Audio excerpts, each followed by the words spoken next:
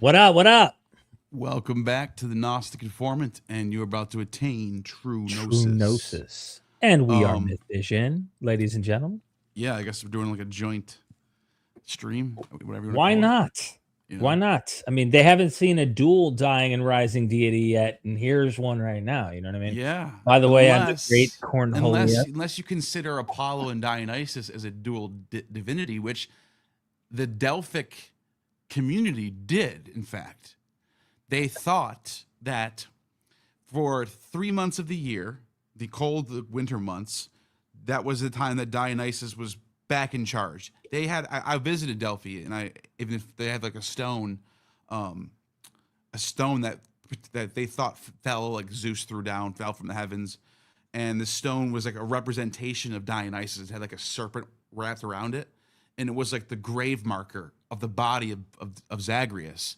And the Orphic myth goes, when Zagreus was born, he was supposed to be the next king of the cosmos in succession of Zeus, Kronos, Uranos. He's the biggest god ever, bigger than any other god, bigger than Hermes, bigger than Apollo, bigger than just name Ares, whatever. Name a god. No god was more important, because no god was ever given that title of succession of the next, king of the cosmos. Long story short, Hera gets all upset. Hera, in her rage, sends the Titans. They go and entice the baby Zagreus. He's not Dionysus yet, and they're like showing him toys. Like, hey, look at this toy. Come here. And then they ritually rip him apart and eat him. And it's a ritual. This is how it's described. It's a ritual consumption. The amophagia. Yeah, homophobia. Yeah, the eating of the flesh, and it's and actually then eating the god, right? Now, because they did that, Zeus rips them apart and uses their bodies to create a new cosmos, a new creation, which you and I are a part of. So that's why our flesh is Titan flesh and our soul is Dionysian spirit. Right. But that's another story. To get back to the resurrection and get back to Delphi. Athena, with the aid of Apollo, takes the heart or takes the remains of Zagreus that's left, whatever his remains are. She takes his heart that's still beating, and she makes a potion, which is later given to Semele, his second birth. But the remains of Zagreus's body are taken to Delphi and buried, given proper burial. He is properly buried at Delphi, and the Delphic calendars that archaeologists have found show Apollo ruling for most of the. I think there's two different versions. One of them 6 months and 6 months, and the other one's 9 months and 3 months. But either way, you have a calendar where for a certain period of time, Apollo is king, and he's ruling. He's on top of Mount Delphi, and he's giving oracles. Right. Then he leaves. He goes to the land of the Hyperboreans, which is, people think, is it Germany? Is it Sweden? Who knows? It does seem Hyperborea. Hyperborea just means farther north. It means that's what it means. It means hyper north, Borea north, the farthest reaches of the north. That's where he goes. And then there's people who wrote about the aurora borealis, the lights being Apollo in the wintertime, doing his thing, performing his songs. But anyways, while Apollo's gone, Dionysus raises back up again, and he gives oracles not through the Pythia, through madness, through intoxication. So this is why the wild Dionysia festival, the rural Dionysia, is in the midwinter, right at the solstice, right at the winter solstice. So we don't have any sources that say, the rural Dionysia was on December 25th or something like that, because that calendar didn't exist yet. We're talking about lunar solar calendar. It was the month of the Poseidon, which would have been exactly our December 15th to January 15th. That's what it would. So it's the winter, and it's the second week of that month. So it's like exactly right. Yeah. So death is around. Yes. I mean, the ancients would have read this as death. Nature itself was reflective of this. With the ball cycle, we get it with the drought, with the certain times of the seasonal festivals. that reflect, hey, we know we're about to enter crisis. We know we're about to have to go into a katabasis in the real world. And entering into that seasonal katabasis, there is a ritual / festival human celebration, believing that they could bring back this god often through their welling and their weeping, and they could somehow bring it back. And I imagine how many years agriculturally there were people like you and I who were just raising their families, and they did not have the success of plants that year or crops, and they thought maybe we did something wrong. Maybe we should have done a deeper ceremony or took this more serious, and the gods would have given us those, blessings of resurrected life on earth. You know what I just when I was at Eleusis, Elefsina, and it's the modern Greek way to call it, they still have all the symbols on. You can still see all the symbols of the ancient stones that are there. Yeah. And one of the reoccurring themes is the wheat and the chaff. The new initiates were separated wheat from chaff, which is a parable that Jesus brings up. This was the initiates of the Eleusinian mysteries, and they used, and the Orphics use terminology like you are a kid dipped in milk, this milk. Here, I'll actually pull some up right now. Okay. Let's see. Orphic. Here we go. Here's some of the translations of the Orphic tablets by Radcliffe Edmonds III. It's a little bit dated, but they're good translations. Just easy ones I can find right now. Yeah. But these are these. First of all, do you have an image of these tablets, these golden leaf tablets that we find him all over the place? Yeah, let me get one. We find him in Israel. We find him in Israel. We find him in Egypt. If you find him in Syria, obviously Greece, Italy. These Orphic golden tablets, if you can find them and pull them up for me, please. Mm-hmm. These are all over the Mediterranean, and they date from like the early Hellenistic period, 300 BC, all the way up until the 3rd century Common Era, depending on where they find them, and they all look very similar. So this was a ritual act of burying the dead with a message to the underworld, to Hades. And the message would be, I am parched with thirst, but give me drink from the ever-flowing spring on the right by the cypress. Who are you? Where are you from? I am son of Gaia and starry Uranos. That was one of the messages that you would say when you went to the underworld to get saved. So this is about salvation, right? And the god that saves you is Dionysus. That's not like a... That's a common That's very thing. Specific thing, is what I'm getting at. Yeah, but that was common. He's a god of death and resurrection, and he also saves people. It's not just... I'm not just finding a god, like Tammuz, for example. Like Tammuz is a god, yes, he dies, and then some versions of the story, it's Ishtar that descends and comes back up, and there's another version where she brings Dumuzi up with her, and he brings back life. He's the reason why life comes back, and all the dead come with him. So whatever, you could be like, okay, cool, they both die and resurrect, but is Dumuzi saving your soul from damnation? No. Dionysus does that, though. Dionysus and Jesus have those things in common. Just so they could see. I mean, I didn't want to go too deep here. No, that's it. I just want people to give it. Just so give them, many. Yeah, that's perfect. That's what they look like. And just one comment. There is a debated one. We were talking about possibly bringing it up. We're not going to waste your time and like diving into this, but there is a 4th, 5th century golden leaf. They bury the dead with these, right, as tickets to enter the underworld and reminders, if you will, on journeying into passing through the river. If you're looking at Greek sources, right, they get the guy in the boat taking them across the waters into the underworld. But these tickets would give them kind of a pass, if you will, into this immortal state. And we have Orphic / Christian golden leaves, where the scholar's not sure if this is like a pagan Christian or like what's going on there, but it's interesting. So there's a debate about that. Well, if when you talk to at least the good scholars I know, they don't even make a differentiation, because we don't have to make these differentiations. That's anymore. True. That's true. a thing of the past. That's a New either Testament. Or. That's a divinity school thing. Like, Yeah. oh, Jewish, pagan, Jewish, Yeah. pagan. No, like the Mediterranean world was mixed up. People were doing all types of mixing. Look at Facts. the Sibylline oracles. Look at the Greek magical papyri. Look at you know what I mean? So anyways, that's a whole other topic. I could rant about that all day. I want to show you what these tablets actually say. So some of them talk about some like pure, I come from the pure queen of those below the earth, talking about Persephone, the mother of Dionysus, the mother of Zagreus, right?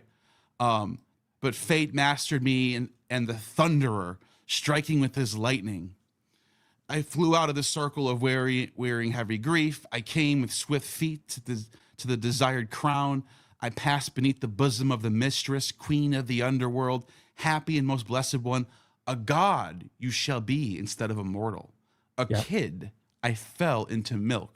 This is one of the most debated lines in classics. What does that mean? Yeah. A kid, I fell into milk. And I can give you my thoughts. I can give you some of the scholarship that's in the Oxford Handbook of Greek Religion. There's a lot of different ideas, but the one that I really think makes the most sense is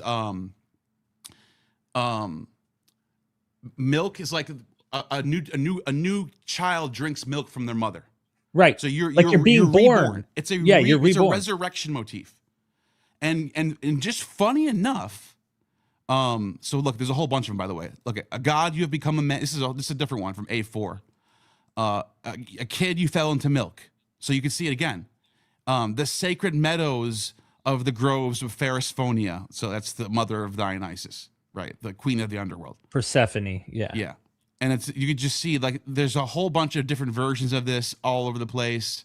Long story. Okay, I'll come back to this. Here, this is the one I wanted to show you. This is a really interesting one. This one's discovered in 1987 in Thessaly.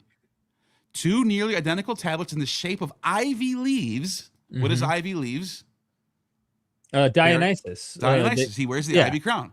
And this is what it says. Now you have died, and now you have been born, thrice blessed one, on this very day.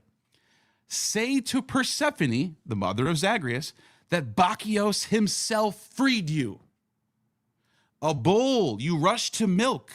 Quickly, you rushed to milk. A ram, you fell into milk. You have wine as your fortunate honor, and you go beneath the earth celebrating rites just like the other blessed ones. Mm-hmm. And so Bacchios himself freed you. That's Jesus. Jesus freed you. Yeah. You see what I'm saying? Here's another one. Password. Dionysus. Male child of the Thyrsus. Male child of the Thyrsus. Brimo. That's one of those epithets of Dionysus. So you can see Dionysus is a salvation, death, and resurrection god. That is his function of the entire pantheon. That is his role. He's not just the wine god. Wine is part of his rituals, yes. Madness, intoxication, it's all part of the deal. But he is a god of life. He is the Zoe god, the life god. He is the swelling of fruits in the springtime. He's the death of plants and the seeds that are put into the ground like a dead body and buried like a grave. And then the life that comes out of it later on, 9 months later. Right. That's what Dionysus represents. Even the old man who drinks that liquid, that blood called wine, becomes young again. I mean, dude, every aspect of Dionysus in a material sense, in the real world and in a metaphysical sense, according to these people, we're talking 500 years before Jesus. This guy is a savior deity. This god he's everything. He encompasses all of these aspects from mania to absolute salvation. And and that mania is the Holy Spirit, analogous to the Holy Spirit. That mania, that madness, that's the Christians would call that the Holy Spirit, especially the Pentecostal Christians who are there's a whole book about this from what's his name? I have it over here somewhere. Is this it right here? No, that's not it. But there's a whole book about ties in the whole charismatic mystery stuff. Yeah, there's a whole book on mystery cults where they talk about like the Dionysian cults, snake handling, madness, and then like comparing it to Christian cults and all this stuff, the Nazarenes and even the modern Pentecostals. Anyways, Paul uses this language. Paul uses this exact not exact, but very similar language in 1 Corinthians. He says, I just pulled up brothers and sisters, I could not address you as people who live by the Spirit, but as people who are still worldly, mere infants in Christ, reborn. I gave you milk, not solid food, for you were not ready for it. So as a new child, a new creation, you it's the milk. Do you see what I'm saying? Paul's using this mystery language. He knows what he's doing. Whoever wrote these letters, they know what they're doing. Well, people reading this are going to go, this is the man, dude. This is my theology guy. This is exactly. I want to follow this guy. That's what they would say. Here's the biggest problem too. Someone might try to give you pushback, Neil, and you and I both have done this for a while, and they'll go, well, that's common. Milk, every infant drinks milk. Duh. Yeah, we would agree with all of that, every bit of that. When you get to ideas like baptism of the dead, there is no Jewish antecedent for this theology that Paul's teaching on being baptized on behalf of your dead loved ones. And we know that the Orphics and Dionysian cult practiced baptism on behalf of the dead. We have actual contemporary inscriptions for this, but we also have like 5th century BCE, 4th century BCE, Dionysian Orphic mystery religion members who were doing it because their family member died and they got baptized on behalf of them, which then granted them a pass to immortality in the afterlife. Kind of like you kind of get this in the Catholic or, some forms of like indulgences we find throughout history where like a person will do something to indulge on behalf of their loved one who's in purgatory or something, and they need to get through, to that blessed afterlife. Yeah. And it's still carrying over. We're not, I'm not saying necessarily Paul's like looking at an Orphic text going, hey, no, but it's in the air. He has to be bumping into Dionysian, Orphic, Attis members, various people. I mean, he has to be bumping into all these different kinds. Yeah. By the way, I have a chart. If you don't mind me sharing this real quick here before we get to, I got a screenshot that I think is pretty cool. It'll tease you for some ideas here, Neil. But let me show you what I have pulled up here.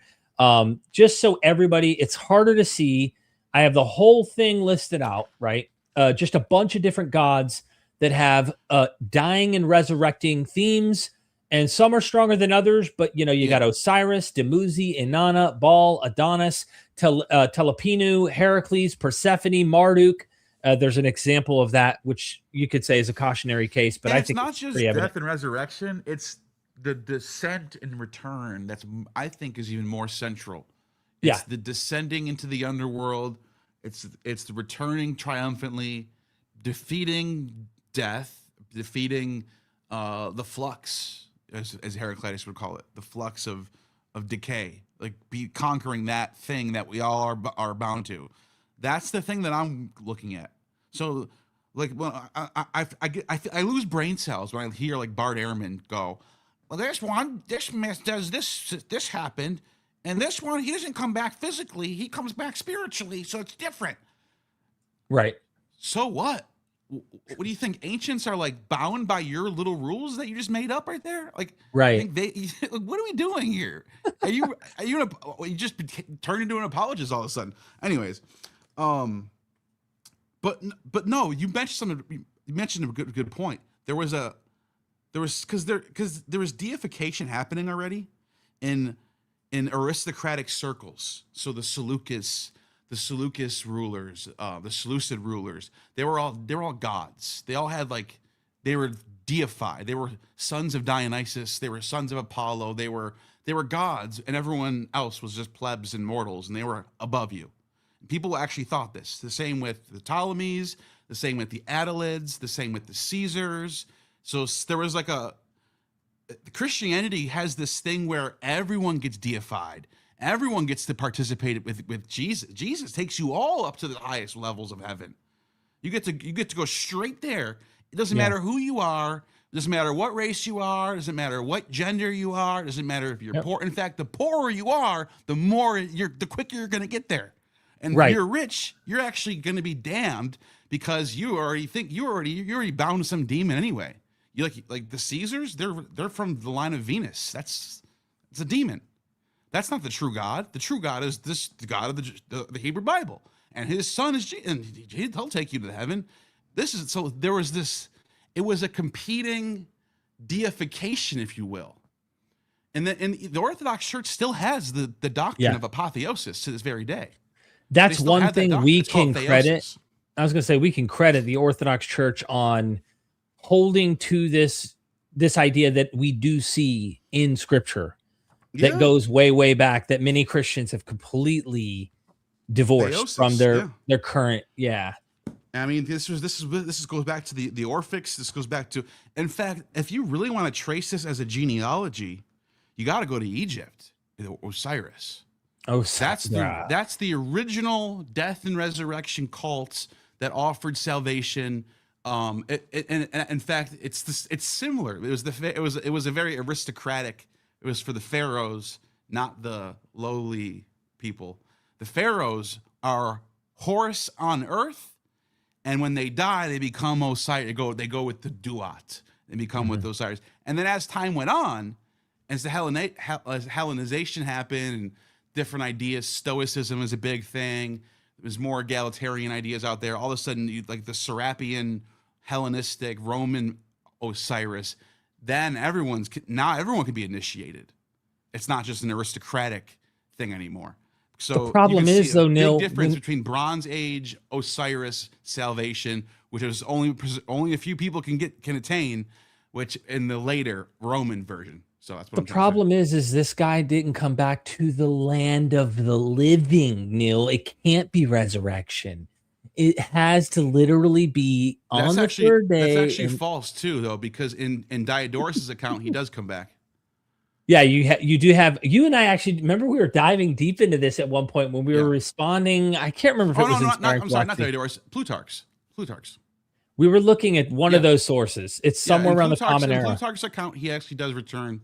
And actually, Horus dies and resurrects too. They both do in Plutarch's account. But yeah, that's one of the major. I gave you a piece of paper from Firmicus Maternus. Yep. And Firmicus Maternus is writing in the early 300s. So he's actually writing. He actually wrote this. He dedicated it to Constantine. This book right here. Wow. So this is written. This is like Constantine. I'm trying to convince you that we are the true religion. All these pagans are false. Here's why. And this is what he says. The ointment of Osiris versus the ointment of Christian confirmation. We adduce another symbol in order to lay bare the crimes of polluted thought. It is needful to give a complete systematic account of it, so that all may be led to agree that the law of the divine dispensation has been corrupted by the devil's crooked imitation. There's that old argument. You don't get that from Christians today, because they don't. The problem doesn't exist anymore. They can just say, they have nothing in common. Yeah, or they didn't exist. They just those gods didn't exist. But these Christians are dealing with the cults that are still in existence. They have to come up with some argument. The devils are imitating Christ. They're imitating us. That's what they would say. So he says, on a certain night, a statue is laid flat on its back on a bier, where it is bemoaned in a cadence plaints. Then when worshippers have their fill of fiend lamentation, a light is brought in. By the way, this is exactly how, if you go to an Eastern Greek Orthodox Pascha, Easter, Sunday, this is exactly at midnight. They turn off all the lights, and a light is brought in, and then everyone's lamentating. Everyone's crying over the death of Christ, and they're being it's called the Holy Week. They're primed for it all week. The death, and then the resurrection, and then the rejoicing. And you can see all of this is all happening with Osiris and Attis. And it's both called rejoicing, Hilaria. So he says, next, the priest anoints the throats of all who were mourning, and at once that is done, he whispers in a low murmur, Terete mustai tu teu sesomenu, estai gar emin ek ponon soteria, which is, rejoice, O mistai. Lo, our God appears as saved, and we shall find salvation springing from our woes. or you could translate it as rejoice, rejoice, mystics. Our God has been saved, and and we are saved with him, or something like that. Like you say, like our God is saved from, like our God died and resurrected, and now we're gonna die and resurrect. That's kind of what they're saying here with Osiris. This is about Osiris. So, and it says, and then he talks, and then he listen. This, of course, this is good. This is good. He has to argue. He has to argue against this somehow. What does he do? Why do you exhort unfortunate wretches to rejoice? Why do you drive deluded dupes to exult? What hope, what salvation do you promise them, convincing them to their own ruination? Why do you woo them with false promise? The death of your God is known, but his life is not apparent. Like, this is so low tier argumentation. I can say the same thing about your God. Why do I care? Well, that you didn't say anything there. There's nothing there that was convincing that makes me want to be a Christian. This is all very low tier. This is how you know they used a lot of social pressure to switch over the culture from its original traditional, ancestral religions of the different city-states in Athens and Eleusis and Delphi and Rome and Alexandria. They had their own rituals, Samothracian mysteries, Eleusinian mysteries, Phrygian mysteries, whatever. And people did not want to let go of this. The Eleusinian mysteries, that when Theodosius tried to shut it down, he said, "All right, no more Eleusinian mysteries." They actively rebelled against the crown. They just said, "No, we're not stopping." Yeah. And you know what ended up happening? The Celts raided, and the Romans just let them go and sack Eleusis. And that was the end of Eleusis. They gave him no protection because they were like, "Dude, we told you, you guys are illegally practicing your religion. We told you you guys can't be pagans anymore." But they didn't. Nobody wanted to be Christian. I'm telling you, it was like 5 to 10% of the empire converted to Christianity for the first 300 years of Christianity. And then all of a sudden, after 400 AD, everyone's a Christian. Wonder what happened there. I wonder if there's social pressure. Yeah. You know what I mean? I guarantee you. Look at what he says. He continues. This is interesting what you brought up here. The death of your God is known. So he's talking about their God died, right? But his life is not apparent.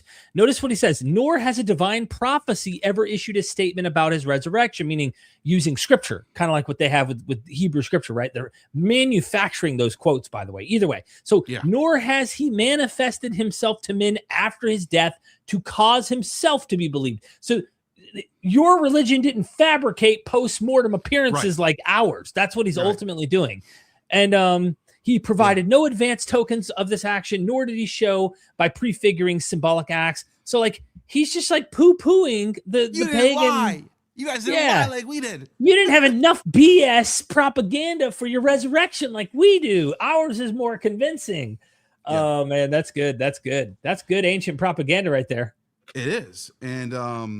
And look, this time of the year that this was celebrated was guess what? March, middle of March. And the Attis, the one that was celebrated in Rome was for Attis. Now, the source, so here's what bothers me about this topic. When you bring up the Hilaria, there's a knee-jerk reaction for people to go, "Oh, the only sources we have for Hilaria are Firmicus Maternus and Arnobius of Sicca." So like 300s and four, or late 200 or like 250 to 325. Arnobius is like 250 and Firmicus is like 325. So we're talking 3rd to 4th early 4th century sources that specifically mention March 15th. They start like a Lent period. I'm using the term like to describe it. It's not called Lent, but they do like a fasting where they only drink milk. Interesting, milk again brought up. They only drink milk. They don't eat any meat for like I think it's like 9 days. March 15th till the 22nd. 7 days. I think it's a week exactly. Yeah. The 22nd, they bring out, and this. I actually have a source. John the Lydian talks about this. On the 11th for the Calends, a pine tree would be carried at the Palatine, the Dendrophori. And then he says, the festival was established by Emperor Claudius. That's in the 50s. That's before the Gospels. Yeah. So that's the only data we have about when this festival started at all. There's only one source, this one, Claudius. This is very important. There's not a single Christian source or any source, pagan source, any source that says this Attis Hilaria festival was started after Easter or came in the 3rd century or came in the 4th century. In fact, we actually have sources that mention Marcus Aurelius adding a day called the Lavatio to it in the middle of the 2nd century. So you have Claudius starting the festival. You have Marcus Aurelius adding things to the festival in the 2nd century. So we already have a period of when this festival came about. It's right around the time the Gospels are being written. Right around the same time. I'm not even saying it came first. I can't decide that yet. I don't have enough data to say.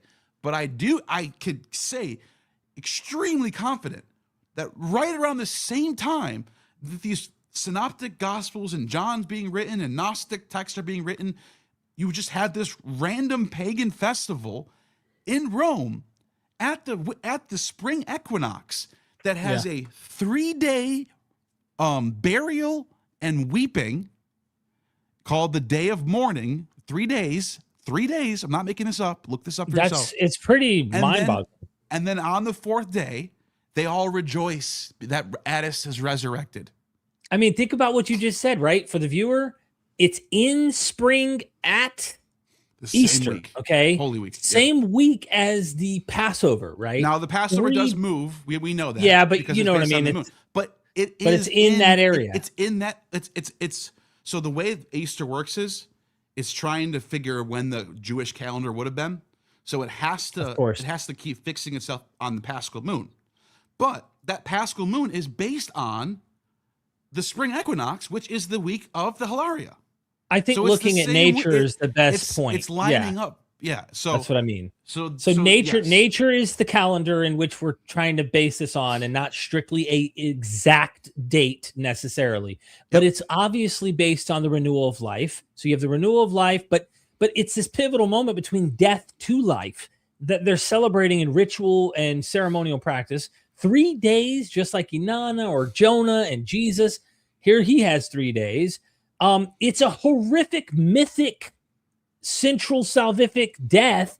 And it's so embarrassing that anyone should say they would never have made this up, right? I'm just saying. Castration? Castration. Yeah, they would never do that's that. Another thing Bart Ehrman says. This is so embarrassing. Why would they want to make up that a guy got crucified? Yeah. Why would they it's not just him. Why would they make up that a god castrated himself and bled out and died? There is a consensus of scholars that think that way. Do they know about the ancient world at all when they say these things? I don't know, man. I don't know. Yeah, but even then, thing, man. But even then, Neal, like if we go outside of just forget the Greek sources, we can find in Jewish sources, very important figures who have horrific deaths as martyrs and whatnot. So you have the template already prior to Jesus that could work there. But I find that's a weak argument. Existed. They'll say those people existed. So you can't use that. Either way, I'm just saying, even then, Jesus could have existed, and they still could have fudged the data to make it perfectly match this time, this place, the events, obviously, where they're narrating a story. So I think you and me are on the same page here. I just figured I'd throw that out there because how often have we heard an argument from embarrassment makes this so evidently historical? And I'm like, really? I don't think so. No, I would say then Attis is. I'm not a mythicist either. So I actually do think, I think the evidence lands that there was a crucifixion. I think it's a very specific thing that's going on here. However, it's shaky. Like I wouldn't be surprised if I'm wrong. Your confidence is not certain. Right. I know. And then the fact that it happens on the weekend of the Passover and he becomes the Passover lamb, he just happens to be the sacrifice that happens at that same weekend. You got to go, dude. This is all. This stuff is so much going on that you have to have pause and just go. Wait a minute. Are we granting all this stuff for what? Yeah. So what do you think about this too? Though, another one is the Heracles one. Let's pause on that 1 second. One more on Attis. I got to ask you, because you've been digging into Attis more than I have, way more. My question to you is this: what do you do when people say, "Oh, there's a Christian interpretation in these later sources to try and make it sound like you resurrected and stuff"? We've read Firmicus Maternus together on this. We've read many of these primary sources of people quoting and saying, "Our God lives," like you just quoted with this whole mystery religion thing that he's saying to Constantine. Yep. They are saying Attis died. I would say, what is the source? What's the data on that? I would say, okay, what's the sources that we have that tell us when these rituals were instituted? We have one source that tells us when it was instituted, and it says it happened in the reign of Claudius, 40s, 50s. So, how much could influence of Christianity be on that? That's right that's at the time Paul's writing. If Nina Livesey's right, this is before any Christian texts exist. Right. And this is not just Nina Livesey. After reading her book, I realized this is actually a popular opinion in German scholarship going back. Dutch scholarship, the whole Pauline corpus was all fabricated. This is actually kind of a popular idea. I didn't know this. American scholars don't talk about this stuff for whatever reason. It's like weird. It's a weird thing. Like you can feel anger from people when you even hint at Bible scholars we know. Oh my God! What are you out of your mind? No, get away from me with that stuff. Like what? It depends on the scholar. It depends on the scholar. You can't imagine a world where people fabricate text, and we know Christians already do this. We know we know the pseudo pigrapha Jewish text too. You don't think Paul could be one of these? It's not even just Christian or Jewish text. We have pseudo Platonist text. We have pseudo Pythagorean text. We have pseudo Stoic letters. This is a thing that happened in the ancient world. It was something that just happened. So I'm just saying, the knee-jerk reaction to like Nina Livesey's work is weird to me. Anyways, so back to Heracles. The point I'm making is the data we have suggests that we can't go back to Ovid. Ovid gives us a whole calendar in his Ovid's Fasti. Ovid's Fasti. He does have a spring Attis festival in his Fasti, but he doesn't give us. There's no details about Attis dying or resurrecting. It's just he just mentions it. He just says in the month of April there's the Great Mother Festival. That's it. So we don't know. Ovid doesn't even say it's called Hilaria. It's called I think it's called Megalesia. I think it's called. So it has a different name. It's around the same time. It's in the springtime. So you're like, it's okay. It's interesting, but the Hilaria proper has to be either after Claudius and before Marcus Aurelius. So in that 100-year period between 40 and 140. Right. 50, somewhere in between there is when you get this death and resurrection, Roman, and this is a Roman imperial cult. This is one of the most important festivals on the calendar. I mean, it's right up there with Sol Invictus was a huge one too. That's later on, obviously. Right. But when you look at that calendar, that later calendar, which is the calendar of Philocaulus, it's on there. Hilaria is on there. It's one of the big ones. It's the big spring festival of the springtime, the biggest one of the springtime. And obviously Sol Invictus is the big one for the winter solstice. It has 30 chariots. It's more chariots than Augustus's birthday. So anyways, I'm trying to show you, this is a big, this isn't just a minor holiday. By the way, it seems to be in the air. The reason why I'm bringing that up though, I've heard people say this to me. They go, so what? Romans have a festival for everything. Of course you're going to find a festival of resurrecting God. And I've heard people say this to me. And I used to take it and go, good, that's fair. And I'd walk away with it. And then, but thinking on it further, the week, it's the same week of the year. Yeah. It's death and resurrection and salvation are all there. You have a 3-day motif. What else do you have? You have a horrific death, not just any death, but like really exactly. If there's too much lining up, then you have a continuity of tradition. Yeah, if I just found some random festival in August that said like, Adonis died and came back. Then you would just say that you would at least say there's a generic resurrection motif about Adonis, but you would not try to tie it closely related. No. Like Attis is a little scary in the sense that it's so close in so many ways. If John the Lydian is correct, that Claudius instituted this festival, then we need to rethink everything we think about Christianity. That's how scary this question is, and it's not being talked about. Interesting. People just stop. People just go. Well, sources are late, so I don't know. The archaeology is not late, So yeah, dude. Jay West, thanks for being a member. Salvation is yours and Gnosis. You got a super chat, Neal. Let's hit these couple supers. Okay. Cool. Gilgamesh, a early dying rising tale aimed at commoners instead of royals. Akkadian Empire aiming stories at newly conquered commoners post expansion. Gilgamesh is funny because Gilgamesh does not resurrect. Gilgamesh ends tragically with his mortality facing him dead in the face, going, "You're immortal, haha. You had the plant of life. You're about to have eternal life, and then you lost it. The serpent comes and steals it at the end. So that's the opposite. I agree. But maybe he meant Demutzi, because because there are stories of Demutzi dying, going into the underworld, and then Ishtar going down and saving him, and upon his return, the dead are raised with him.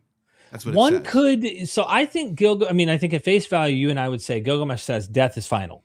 That's what it's trying to tell us. But there is some symbolism in there, I think, with him entering through the mountain of Mashu, going across the waters of death, gets all the way to Utnapishtim, falls asleep for 7 days in this metaphorical way that like he's mortal clearly, and death is going to get him no matter what. And they baked loaves of bread for those 7 days to prove to him, because he was going to be deceptive. And sure enough, when he wakes up, he is deceptive, and he's like, no, I just barely closed my eyes. I didn't go to sleep. And then he's like, I told you mortals would make up bullshit. So he tells his wife, show him the loaves of bread. Some of them have mold, all of that. Anyway, finally sends him on his way with the plant, loses the plant. But I think the tale of immortality in that is simply building the city, and the memory of repeating the story or the epic is Gilgamesh's eternality. It's not going to be immortality the sense. That's the old Homeric worldview, is that you are more. So there's a stark contrast between the Platonist Christian. I'll put that all in one category: Platonist Christian or Judeo-Christian Platonist. Whereas like this world is decay and death and evil, and flesh is bad, and you need to escape this to go to the good, perfect spiritual realm. Mm-hmm. Whereas Homer and the older Babylonian stories would say, actually, the after the hell, or whatever you want to call it, whatever the underworld, whatever version of the Hades is we're talking about, whether the Babylonian or Akkadian text, whatever word we're using, the underworld is actually not that fun. It's very gloomy. Enjoy life now. That's what Homer would say. And Homer tells the story of Achilles in Hades in the Odyssey, when Odysseus performs the catabasis. He goes down in Hades and he sees Achilles, his great hero. Oh my God, Achilles, the most famous warrior of all time. Oh my God, I can't believe I'm starstruck. And Achilles is crying. It's like, what the hell? And it's like, because Achilles is like, if I can just go back to the real world for one day, you don't even know how good you have it, Odysseus, that you're still alive. Hades is not fun. It's not where you want to go. Now, the Orphics come along, and they come up with this new thing called the Isle of the Blessed, the Elysium Fields, and there's all these different parts of Hades where good people go, or aristocrats go here, and saved people go here, philosophers go here, and there's all this different stuff. And that's sort of, I think those are like those transitional fossils of like the Christian heaven, if you want to call it that. But anyways, the point I'm making is the Gilgamesh Homeric afterlife is not something you're looking forward to. And I think they were right. They were right to tell people that we should be taking care of this world right here. This is the most important world, the one we're in right now. not And the next that's one. Shale's connected to this idea you're talking about, I think. Yeah, I agree. Shale. Yeah. That's why the blessings are all now and not later. And then you have Wotanimus Hermacurius. Thank you so much for the super chat. Get the deception book, the Jesus deception book. All right. Thanks for the plug. Yeah. So there's so much here. There's so much here, Neal. We've talked about Attis, which there's a lot more on Attis. We're just hanging out here. We're not like every primary source pulled up. We're just giving you the idea of the dying and rising gods. Eshmun is an interesting one, which you're the one who brought that to my attention, and then we got a hold of Paula Corrente. Melkart is another one with Josephus as well as a source. I mean, where do you want to go next, bro? Heracles. The Melkart Heracles is perfect because Josephus, who's also contemporaneous with the Gospels, mentions a festival that was instituted in the time of Hiram. What was that primary source? Do you remember? Josephus. Exactly. Yeah. Where in? Do you remember where in Josephus? Words? I can find it right now. Yeah, because I think people need to see that, bro. It's Antiquities of the Jews 853 Menander of Ephesus on Hiram and Melkart. Yeah, he cites Menander, he cites a Hellenistic source. So Menander's like 200 BC, 300 BC, I think it is. You can look that up. Look that up. When is Menander? And here I'll do a word search. You do that, and I'll look up the source in Antiquities. I already got the source. Oh, you have it ready to show? Yeah. Okay. What do you want me to ask? When did Menander write what? Yeah, Menander of Ephesus. When did he live? So here it is right here. He says, Menander of Ephesus recorded in each reign the writings of the kings of Tyre. So you're talking about Phoenician kings going back to this is the Iron Age. Hiram is mentioned in the Bible who reigned at the same time as Solomon, right? Yeah. Oh, by the way, 200 to 150 BCE is when Menander of Ephesus lived. 2nd century BCE, typically. Yep. And he talks about, on the death of Abibalus, the kingdom passed to his son Hiram, who lived 53 years and reigned 50. He laid an embankment on the broad place, dedicated the golden pillar to the temple of Zeus, when cut down cedar wood on the mount called Libanus for timber for the roofs of the temples, demolished ancient temples, and built shrines dedicated to Heracles and Astarte. That's obviously Melkart, but it's Heracles. That's fine. You can call it that. That Heracles he erected first in the month of Peritius. He undertook a campaign against the people of Utica, who refused to pay their tribute and did not return home until he. Let's see. What is it? Is this the? In the month. No, it's called the Agarcia Festival. Yes, that's what it's called. Awakening. Yep. That awakening is the resurrection, the revivification of that god. Which book is that in again? I I'm on the wrong Antiquities 853 Menander of Ephesus on Hiram against Apion. That's why I couldn't get it. Yeah, that's weird. Jews Antiquity of the Jews 853. So book 8, chapter 5. I could just do 853. Yep, 853. I'm like, how? I don't know how I got. Dude, I do it all the time, bro. Yeah. So here we go. 853. He says, where is it? Here, I'll just do a word search for Heracles. Here he goes. I found it right here. Okay, so it's basically the same story I just told you, where he says it right here. Mm-hmm. He cut off the temples or the roofs of the temples. He pulled down the ancient temples, erected new ones to Heracles, and it says right here, footnote: Heracles is the Greek equivalent to Tyrian Melkart. All right, now we're on the same page. And Astarte, he was the first to celebrate the awakening. Look at this. And I hate this translation. What is the Greek? You have to get in the Greek. Because the Greek is agerson. And you know what that word is? You know what that translate that word in the New Testament as? Resurrection. Resurrection. It's used all over. It's all over the New Testament. It's in Mark, Matthew. I think it's in Paul's letters. I think it's definitely in the Gospels though. Now you have the other word, which is anastasi, which means to stand up. But agerson literally means to awaken, to resurrect. It's actually more directly a resurrection. This should be translated as he was the first to celebrate the resurrection of Heracles in the month of Peridius. So you have a death and resurrection festival in Phoenicia, but and the Galilee is part of Phoenicia in this time period too. By the way, this is the same part of the world. This is right there. The next door neighbors, literally, like right there. I'm just saying, like this is not something little here. No, and look, this is interesting because I've got the book here just to show everybody. This is the riddle of resurrection, the riddle of resurrection, dying and rising gods in the ancient Near East. Trygve Mettinger's book, right? And he goes through, pointing out, Barnett points out the order of these things. You might go, order of what, right? Barnett number 3, the pyre, right? You get the pyre. Then you have the tomb, right? Then you have the mourning.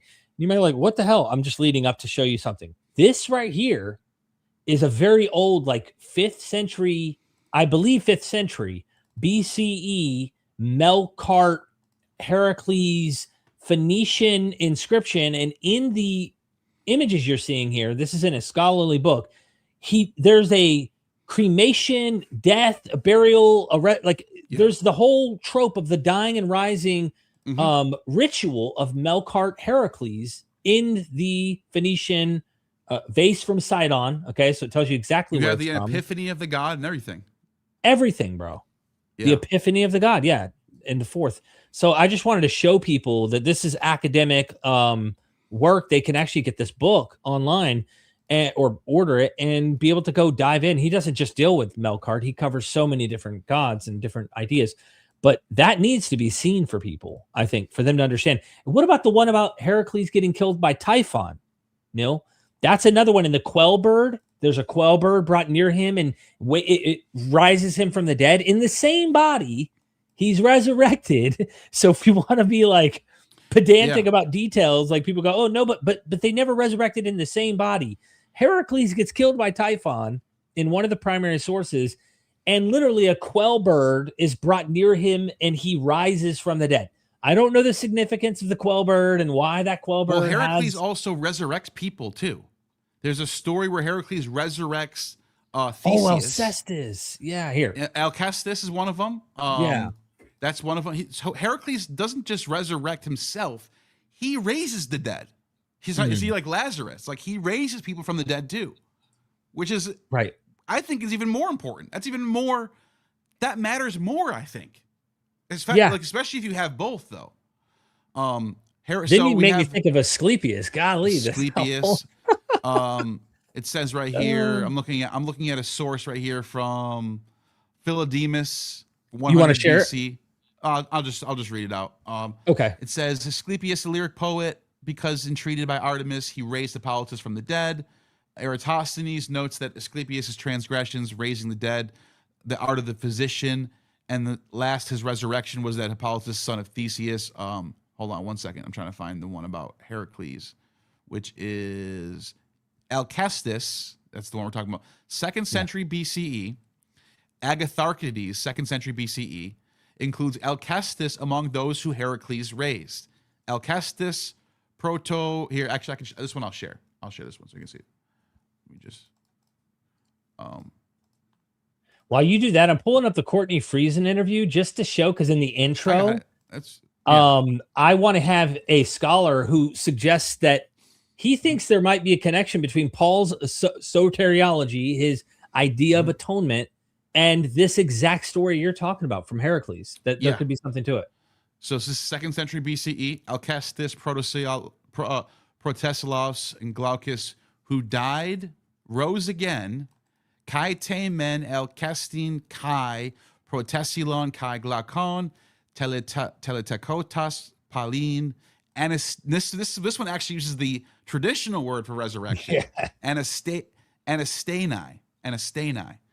The one being brought up by Heracles, so Temen, Uf, Heracles, Anaktheson. So the being raised up by Heracles, literally being raised up. That's what this word means. Being raised up. He's being raised up by Heracles. Of the others, because of the brother of his wife. So this is like we're talking. this is nothing.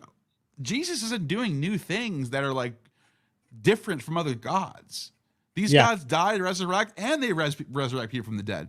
What's that source you have? What is this book? I want this. If I don't already have it, I'll send it over. Please do. Oh, here, check this out real quick. Before I forget, Dagon. We getting into Dagon. So, I almost forgot about this. This is huge.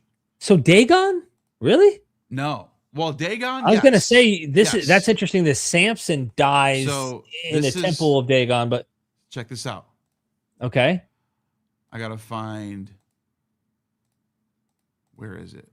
Actually, I'm not gonna find it this way. It's gonna take me forever. It's Arnaud. This is there. Oh my God, I remember this one. Man, we need to remember this. Yeah. God, this is so good. Yeah, okay. This is good. So this is another Iron Age, maybe even Bronze Age festival. Can you zoom in for people? I just want to find it first, and I'll zoom in when I find it. Okay. Because I got to go through Arnaud. He's the citation that this is from. Yeah. Is this it right here? There's 666 people watching total. It's gotta be coming up. Kisu. Here we go. Kisu Festival. That's the name of it. So this is a Kisu festival. It's also during the springtime. Mm-hmm. The Kisu festival is the most difficult to interpret as the whole, the MR liturgy. So Professor Arnaud, this is a professor from an Assyriologist, has proposed seeing these festivals as a commemoration of a goddess's descent to the underworld and later resurrection. A god or goddesses. Yeah. So this is like Assyrian, Ishtarian. Yep. But if you look up Kisu, it's a festival. Tammuz. It's a Dagon springtime festival. So, like Kisu, Dagon, the priestess moans, laying. So there's like ritual mourning. And look at this. Ready for this? This is going to blow your mind. Ready for this? Okay. The presence. Okay, here we go. I already read this part. The goddess's descent and later resurrection. The fact of laying down the statue of Ninkor was symbolic gesture of a burial of a goddess. The presence of a mourning woman. Of the mourning women, yeah. Would also favor this interpretation. On the fourth day, we already talked about two other festivals. The Attis festival, obviously the Easter festival, and then there's the whole Ishtar died. She was dead for 3 days. Now here's another one. Now here's a third. Here's a fourth one now. And this is a totally different festival where on the fourth day, the goddess is made to reappear. So this god is dead for 3 days. On the fourth day is made to reappear. And it's literally raised. Taboo is the word. So this is from a text called the something liturgy, MR liturgy. So this is not like made up. Following Arnaud's interpretation, by the way, just so people know, there are different interpretations of this. This is not every scholar believes this. This is Arnaud's interpretation. Just so everyone's clear. But he's giving a case. Yeah, he's giving a great case. The underworld part would be personified by deities such as Suala and Rashat. From another point of view, the fact of laying down the statue of Ninkor in the temple of Dagon may simply mean the sacred marriage rite between the divine couple. The presence of the priestess, Nugatu, may also take some route. There is no clear indication to see this person as a mourner. The etymology of her name provides no conclusive data since the relation with Og, to shout, does not. So this is the other argument, right? Mm-hmm. On the other hand, the connection between Suala and Sual is possible. Suala may be equated with Narbi, an Anatolian god identified with Ninurta. Arnaud strengthens his argument for the existence of gods who die by means of an onomasticon. Mm-hmm. There is the theophoric names with the element Yamut, which, according to Arnaud, in principle, are related to Mot, to die. Right. So is the citation. Yeah, dude. this is real bona fide Yeah. academic here. Trying exactly. Yeah, no, that's enough. You get the point. Yeah, I'll show a few things myself real quick if we could do that, Yeah. just to give people something interesting here. This goes back. This website is, you just Google "death and resurrection of Bel Marduk" or Marduk, and in the translation, when you read this, because you can see the broken spots with the ... Let me see how this looks on your end. Okay, And that's way too narrow. Let me do. And my understanding is the Bel tradition sort of subsumes the Mutsi tradition. Right. So Adonis and Bel are like competing. Adonis is in Syria, Bel is in Babylon. And they're both they both have like genealogical roots going back to Dmutsi and Marduk. Exactly. Yeah. So the broken off is ... So the tablet we have is, not perfect, but that is Bel, who was confined in the mountain. He brings him forth. The messenger of the Lord hastens, saying, who brings him forth? He who goes brings him forth. He who rides, that is he who the mountain goes, to which he goes. That is the house at the edge of the mountain wherein they question him. Nebo, who from Barsippa comes, that is he who comes to seek after the welfare of his father Marduk, who is held captive. The, and then ...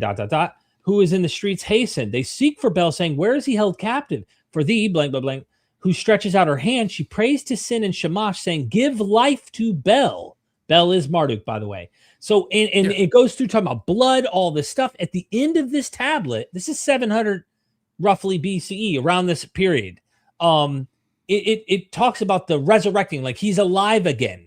It's like it's shouting, saying he's alive. And some scholars go, well, this is just propaganda, political propaganda, and that Marduk isn't actually risen from the dead. And other scholars say, no, I think this signifies at least an idea in some locale that Marduk, Bel Marduk, was understood as a dying and rising god. There's a debate among the scholars on this issue.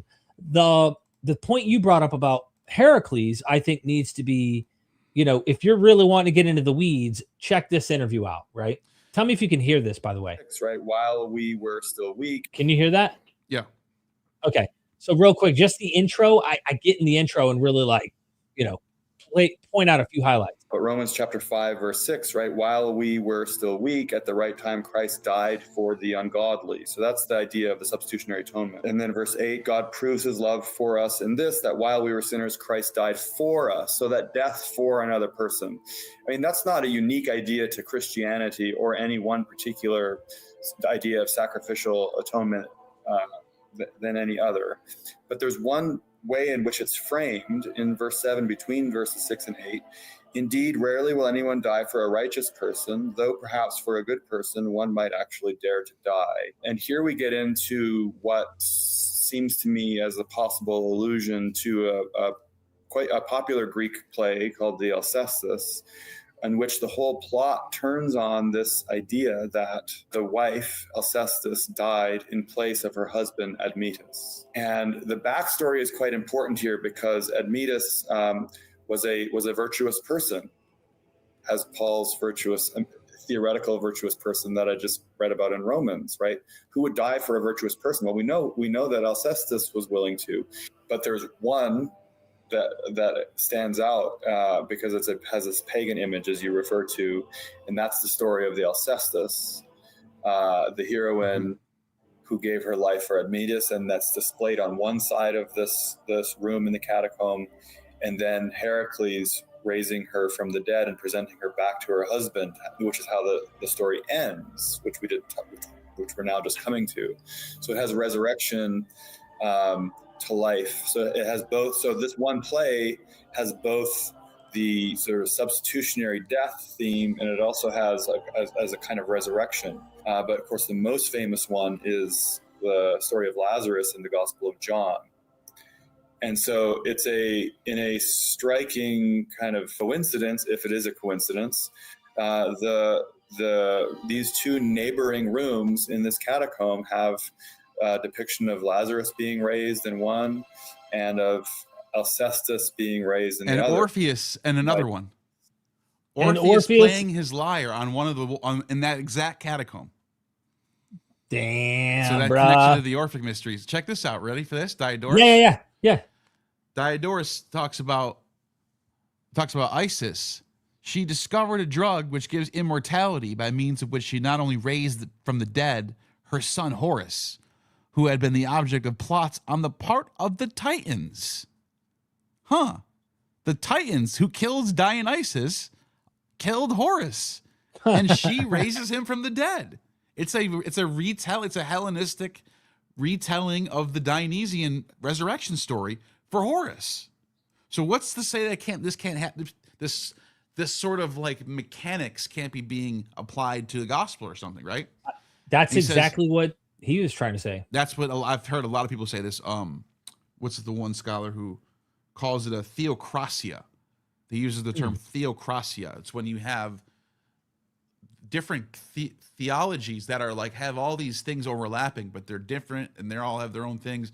But the theocracia you can put together is like sort of like this figure of a god who, he dies, he comes back to life, and in his resurrection, you also get to take part in his resurrection. You like take part in his cycle of life and death. There's a theocracia happening. It's very common. And look at this. Horus, when translated, is Apollo. What's interesting about that is, going back to my notes, I have a source here from Philodemus. And it says, Philodemus talks about the Titans ripping apart the divine child. So I just talked about Horus. But this is what he says. Similar agreement is found in the tales about their sepulchres. Tafas, like the tomb, right? The Egyptians, as has been stated, so we're talking about Egyptian stuff here. Are we talking about Horus? Are we talking about Osiris? Well, let's follow him. Point out that the tombs of Osiris in many places and the people of Delphi believe that the remains of Dionysus rest with them close beside the oracle, and that the holy ones offer a secret sacrifice in the shrine of Apollo whenever the female devotees of Dionysus wake the god of the mystic basket. And so Martin Nielsen argues that the passage gives the impression that Plutarch has in mind that not the awakening of a sleeping god, but raising him from the dead. 212 CE, the people of the Council of Rhodes honored a priest of Bacchus Dionysus with 360 drachmas to the individual charged with waking Dionysus. Someone got paid 360 drachmas to resurrect Dionysus for a festival. And you know what festival that is, right? Which one? Theodosia. It's the winter time. Yeah. Yeah. Having given January 5th. Yeah. This is what the source says. It's from 200 AD. Having given the hydraulic organist who wakes the god 360 drachmas to those who sing hymns to the god each month, 40, and for the descent and return of the god. That's it. It ends there.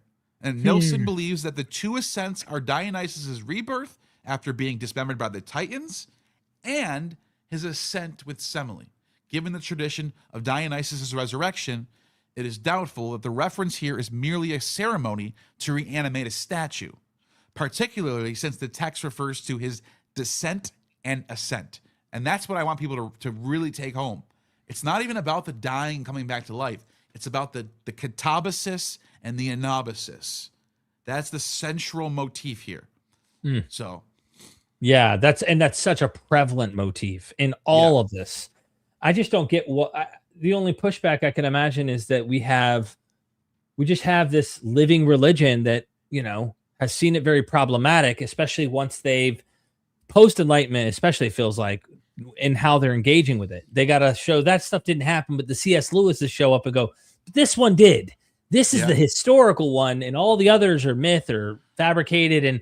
And that's why I think a lot of mythicists get a little, and if I'm being fair to the mythicists, is that they get a little uneasy because they feel like if you say there was a guy, you're giving credit to the whole propaganda machine of this is a true religion and this guy really did the things, and you're giving them a leg. But I just want the facts, and I want to be where I think makes the most sense. And I think that we should all agree at least both sides, whether you're a mythicist or think there was a guy, that we're reading a story, a well-crafted story that, that didn't happen. That Jesus that you're seeing isn't the case. Does that make sense? Yeah. Can you do me a favor? Mm-hmm. Look up the Wikipedia page for the Adonia Festival. Adonia. There's another one. We're not even close to being done, dude. I know. We're not gonna finish. There's so much. There's so much. I can write a whole book on this. I should write a book on this. Look up the Adonia Festival. And while you're looking that up, I'm going to read something while you're looking that up. So, a Theocritus, 3rd century BC Alexandrian poet, in his idyll, writes on the Adonia in Alexandria, describing Aphrodite rejoicing with her husband, Adonis, although he leaves the next day, and the chorus mourns. So you have the weeping and the mourning and the rejoicing. And then it says, "You alone of the demigods," they say, "beloved Adonis, go both here and also to Acheron." The Scholiast Theocritus writes that Adonis spends 6 months with Aphrodite and 6 months with Persephone. And by the way, this actually has its roots in Sappho, who writes the weeping of Venus or Aphrodite for Adonis, which is a rewriting of weeping over Dumuzi. So Sappho, who's writing around like 600 BC, or 6th century BC, I think it's right around 6. She's in right around that time where the Syrians are still around. So myths about Ishtar and Dumuzi are still being tossed around in that time period.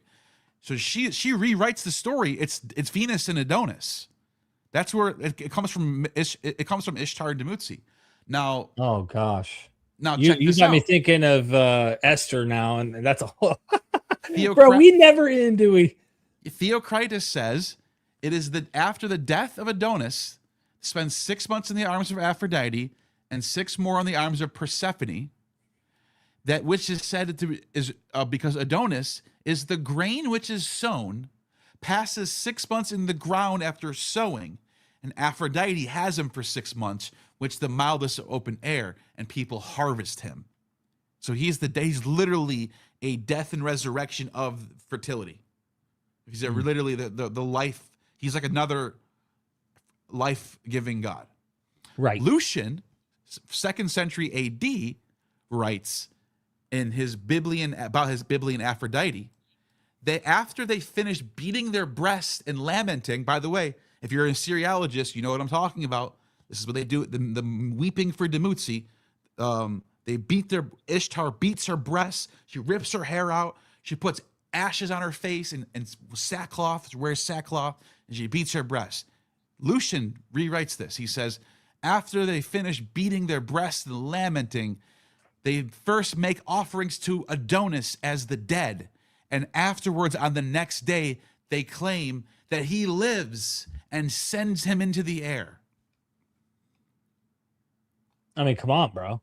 So, by the way, I was just showing the Wikipedia. Okay, this is the reason why I wanted to show this up. When does this take place? Does it say? When does? So I know that there's slow down. Asmaphoria. No. We're talking about the Adonia. So the Adonia, the date of the Adonia at Athens is uncertain. With ancient sources. Yep, 415. Look what it says. Aristophanes Lysistrata has the festival take place when? Early spring of 415 BCE. So they're just saying they don't know how ancient it goes, but they know it's at least 415. The oldest source we have of that gives it a date. It happens in the springtime. And why? Are you really surprised? Where else would this festival be of the resurrection of life, of plant matter? You think it's going to be in the middle of the winter? Yeah, the coincidence that Jesus, getting back to Jesus, just so happens to be on the same time, should raise at least suspicion. Okay, at least exactly. We shouldn't rule out the potential for placing him at this time and having it at this time. Is it purely coincidental that a guy at Passover was making a bunch of ruckus and it happened? It's possible. That could have been part of the reason why they gave him this motif of being because there's something weird going on. Yom Kippur is the is the atonement sacrifice.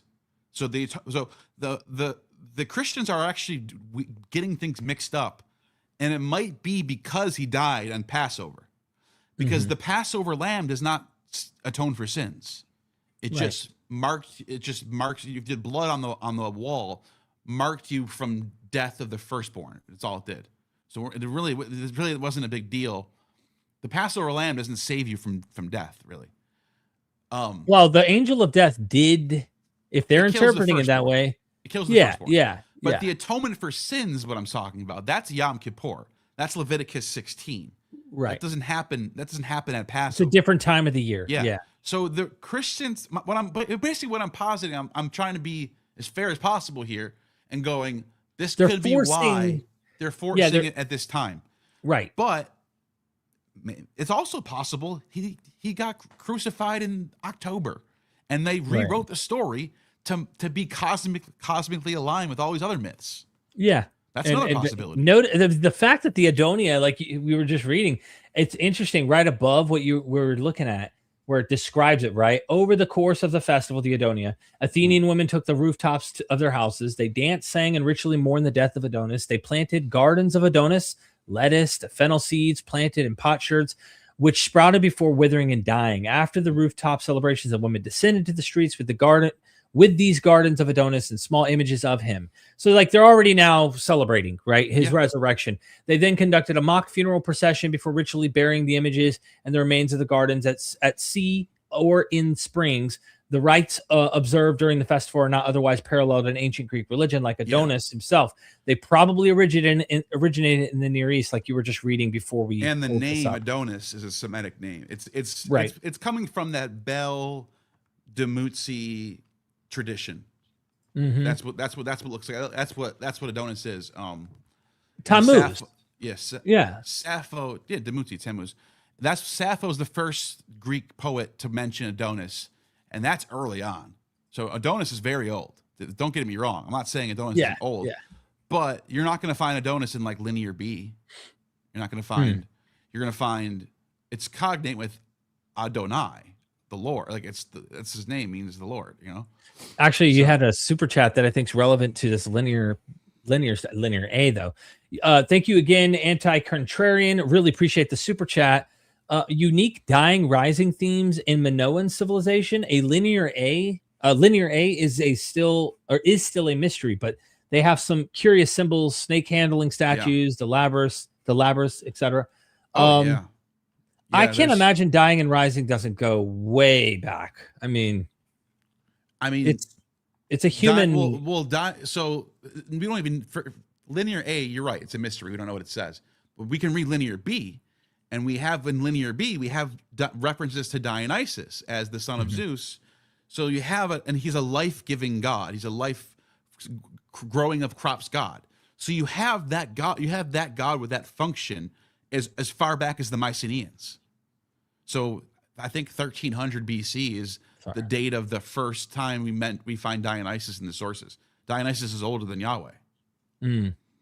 So Dionyso. I remember looking it up. Dionyso. It literally means Zeus. It can mean Zeus of Nisa, Mount Nisa. That's the most common etymology. But then there's another tradition from Pherecydes of Syros, who's a pre-Socratic philosopher, who says that it's like some Near Eastern Nusa means like tree in like Semitic and some like Phoenician thing or something. He's like it means like Zeus of the tree Zeus. Interesting. That's what it makes sense. I mean, he is life vineyard and all that. But if he's correct, then that would mean the Mount Nisa is a folk etymology based on Dionysus. Based on the name, if he's correct, or he could just be wrong, and there could have been a Mount Nisa, and it just could be he's Zeus of Nisa. Yeah, because in the tradition, I think Hesiod talks about the Maenads being at Mount Nisa, and it's from the constant from the east. Persecution. Yeah, all the sources agree. Homer even says this. Homer says Mount Nisa is in Phoenicia near Egypt. Phoenicia near Egypt. That's Judea. Right. You know what I mean? That's what he says. That's what he says about the origins of Dionysus. And the sea that has no fruit, which is the Dead Sea in one of these sources. I can't remember if it's the what is it? My brain, something to the it's the, I remember seeing that one. You know what I'm talking about? Yeah, it's the sea that has no fruit, which is the Dead Sea. So it's around this region. It's pretty interesting that the pirates were trying to get booty from the parents, right? They had to go to this region to find his parents, which would have been his origins. And what do we do with Scythopolis, man? I mean, there's birth narratives of him being from man. Chien. We went there, dude. That was insane. Yep, and that's where. So there's something about Dionysus that links him to the Near East, and then of course, Herodotus, when he's talking about the god, he starts talking about these people that are living in. He calls them Arabians, but really he's like people that live between Phoenicia and Egypt. That's basically what he's talking about. And he says they worship only two gods, Dionysus and Aphrodite. And it's interesting because the only thing you could find that is similar to that is the cult of Asherah and Yahweh. Mm-hmm. So the question is Herodotus equating Yahweh and Asherah with Dionysus and Aphrodite, and what he's really talking about is the Yahwistic cult, which would be the proto-Jewish Yahweh cult, which would be Asherah and Yahweh, like the what's that inscription called? The Quintilla Druid. Quintilla Druid, yeah, where it says here's Yahweh and his Asherah.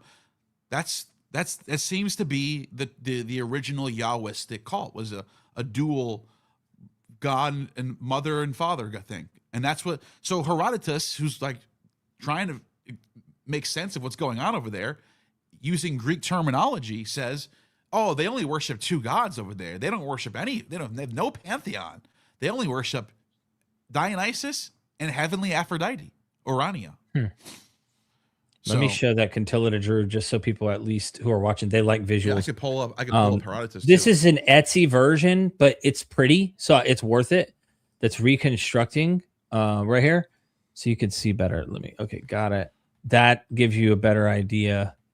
Up here, it would say Yahweh and his Asherah, and Asherah, of course, doesn't have the dangly bits there in the middle, but he has the big old, And notice how he's the horn god. He's got the phallus. That's very, I mean, that's as Dionysian as it gets, dude. That god with his phallus hanging out with horns. I mean, the Orphic hymns are Dionysus is the horn god, the horn child, the horned one, the horn, the horn, bull horns, goat horns. That's Dionysus. And that's what Yahweh seems to be doing in, and by the way, the name Dionysus is Yah-oh. That's one of his names, Yah-oh. Yeah. So there's just like so much data lining up for this Dionysian Yahweh connection. Here's what Herodotus says. There are no men who respect pledges more than the Arabians. By the way, he never mentions Judeans, Israelites, Hebrews. Those words never show up once in Herodotus. So just keep that in mind. This is the manner of their giving them. A man stands between two parties that would give security and cuts with the sharp stone, palms with the hands of the parties by the thumb. Guess where you find this? In the Torah. There's the Torah. I forgot exactly what verse. Torah verse about blood oath. What is it called? Wait, hold on a second. I think it's Exodus. No, that's not it. I'll find it in a second. Let me read this first. I mean, I will find it. I know I did a video on this. So by the thumb, he takes a piece of wood from the cloak and smears with the blood the 7 stones that lie between them, calling on Dionysus and heavenly Aphrodite. And when he has fully done this, that he has given sacraments, security it commends to his friends, the stranger, or his countrymen, and his friends hold themselves bound to honor the pledge. They deemed no other gods save Dionysus and heavenly Aphrodite. And they say that the cropping of their hair is like the cropping of the hair of Dionysus, What? Weird. That's interesting. But check this out, right? What was I going to say? 7 stone. Actually, I'll find that later. But yeah, go ahead. What were you saying? Okay, so we got a couple more super chats actually, just to go ahead and get those out of the way. Yeah, do that. Anti-Contrarian 3788, thank you so much for the super chat. God of Knossos, Dionysus tablets found at Pylos. That's the one I was talking about. That's a Dionysius one. Got it. 13th century That's BC. 13th. Yeah. Very old. I was going to say Nisam Amzalog would be the guy to really ask more about this, because he's doubled down since we last were reading his material. He wrote a book that's been written in a whole nother language, and we'll have to run it through AI at some point to get it translated over for you and me. But he told me, he's like, you have barely scratched the surface. He told me, he goes, you need to go back to Egypt, and we got to look at some of the gods there and their influence as well. He said there's so much, but Dionysus is no doubt obviously part and parcel with the whole Yahwistic thing, he thinks. So yeah, Yahwism and Dionysus, he thinks, ultimately, for those who don't know, he thinks that Yahweh, based on metallurgical trade routes, because there's a lot of metallurgy happening in Northwest Arabia, in near Cantillida Druid, right there at the peninsula, where we would say the Exodus took place. There's a lot of metallurgy, and the trade route took the metal all across, of course, especially during when the sea peoples are traveling and whatnot. But it goes into the Aegean, and the god of this metallurgical cult also went into the Aegean. And with that, keep in mind, who is Dionysus's brother? Hephaestus. He is the blacksmith. He is the metallurgy god. He is the god who brings the tools, the weapons, and he's a craftsman. This is what he identifies Yahweh as, someone who is all about metallurgical, is a fire deity. Now, whether or not you buy this hypothesis is your choice. But if you read the Exodus narrative and stuff carefully, you will notice that the golden calf that Aaron builds, he melts the metals to craft a god. They're clearly in the story giving you indications that this god is a god of fire. This god is a god of light. This god, and he says this was the element you would find, and he mentions Mircea Eliade as another mythologist that you should look to on metallurgy and sacred cultic activities in the ancient world. So he thinks Yahweh made it into the Aegean in under the name Dionysus in the Aegean. That's his thoughts. So here I found it's interesting. Yeah, no, that's look. Check this out. I'm gonna play my video for a second on Yahweh. Yeah. So remember how I just showed you about the blood oath thing from Herodotus? Yes. Look at this. This is from Leviticus 4:6. Okay. I just didn't remember exactly what verse it was. Before the Lord. Hold on, let me just in front of the curtain of the sanctuary. Oh, you read this. That? Who's that voice? It's angelic. Holy smokes. Oh yeah, by the way, this is a 1st century BC or I'm sorry, AD. Or at least it could be BC, but Pompeii was destroyed by a volcano in 79. Right. And they found this there. And look at the priest, the Eleusinian Hierophant. Look how he's dressed. He's got golden tassels, a blue coat over white. And that's the this is exactly how the Levite priests are described. They have a golden tassels hanging down with a blue overcoat on over white. The priests are literally dressed exactly the same way. Would you say that before you play? Would you say this is why we find sources like the various Greek and Roman sources that say the Jews are obviously imitating Dionysus in the temple because their priests act this way? They celebrate on these days. They do similar behaviors and festivities and whatnot on the same. Makes this argument. That's what I mean. I would say it's not. It's more complex than that. I think they have they have a common source. Some sort of Bronze Age god or Iron Age god that they're both sort of descending from. Some sort of, because there's an Anatolian god called Yayos, and it's Apollo. And I think there's something going on with it, some sort of like dual aspect of Apollo and Dionysus. You find this in the Thracian religion. The Thracians have a god who is both Apollo and Dionysus. He's a dual god. He like changes his depending on the times of the year. He's a solar deity and a chthonic vegetation deity. So I think there might be something going on there. That's very speculative. I'm not even going to say die on that hill. But this, I want people to see this. Sure. This is interesting. Wearing similar white and blue robes with golden tassels that are seen among priests of Dionysus and Demeter at Eleusis, and the blood oath rites, which seem to look very similar to Leviticus blood oath rites. He is to dip his finger into the blood and sprinkle some of it seven times before the Lord, in front of the curtain of the sanctuary. Now compare this to the rite the Herodotus records. Yeah. That's for doing oaths. That's very particular ritual. Not just doing it for like fun. It's to seal an oath to make a deal with a stranger.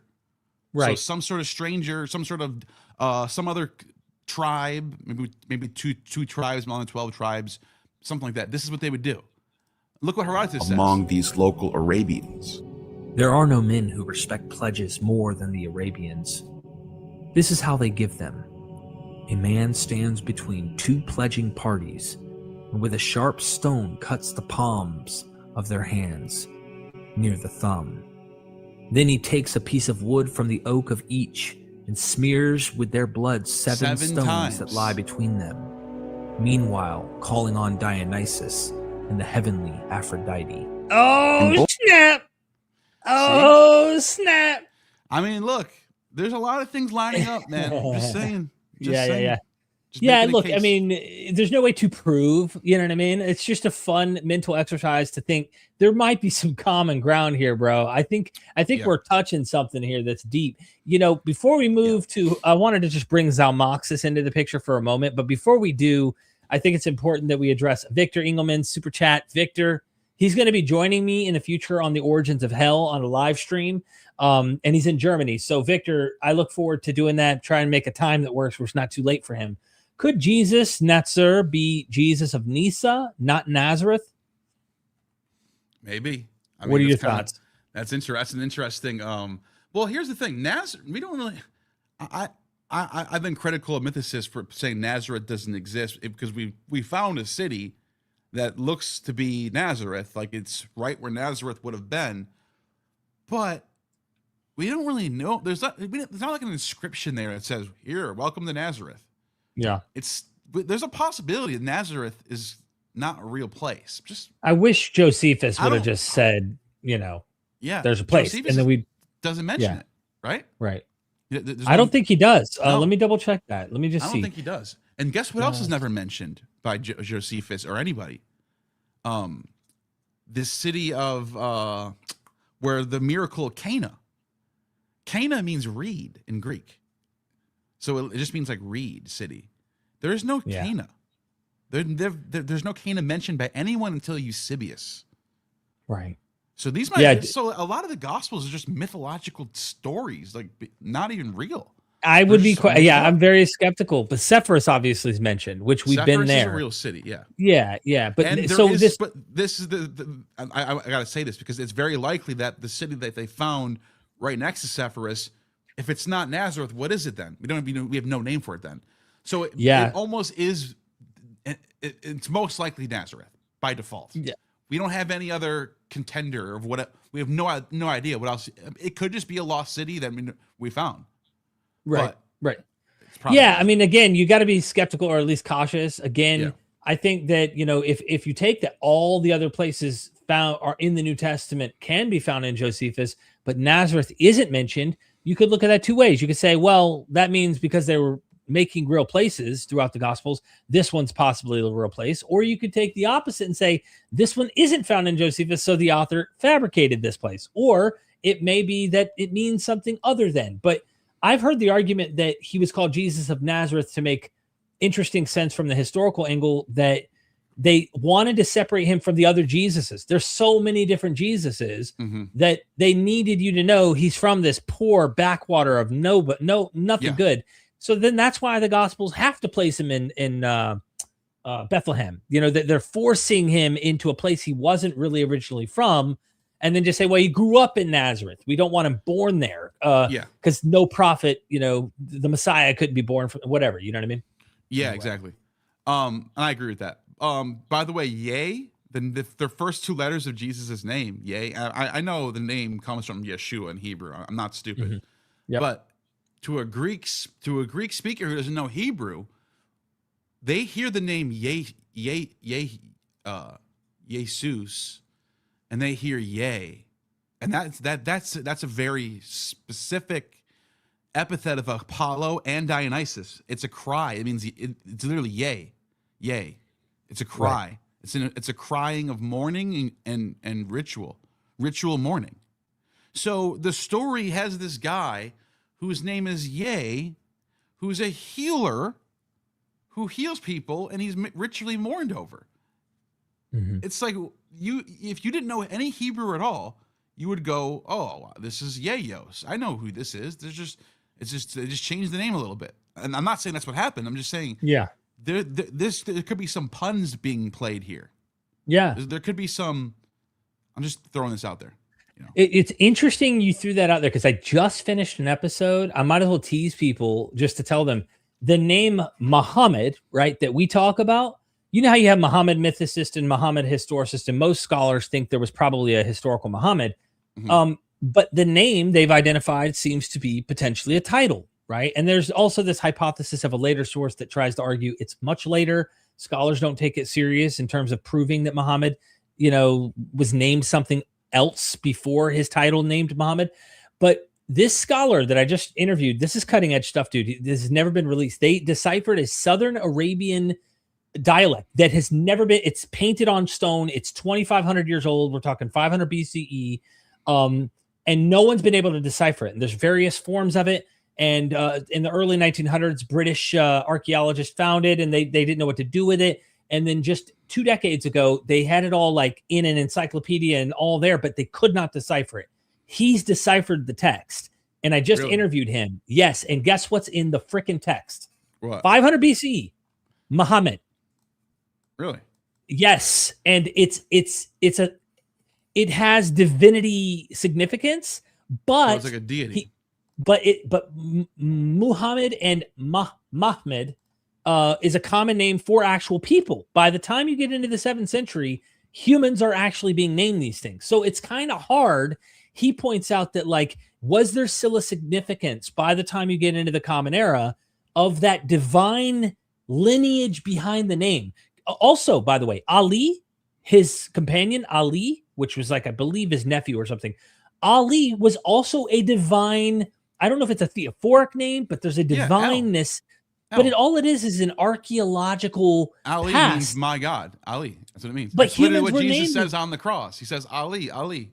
His point to this was like, notice that you and I know we can read Christians. Guess what their names are? Dionysus. But we don't then think they're pagan just because they're named something that has an ancient pedigree. So it's a complex issue, bro. That's my point with Yayos. Right. We know the etymology of Yeshua is a translation of Jesus is a translation of Yeshua. But this is a Greek text now. It's not a Hebrew text anymore. This is kind of one of the things that bothers me about New Testament scholarship is they try to do this whole lens through. Where's the original Hebrew lens?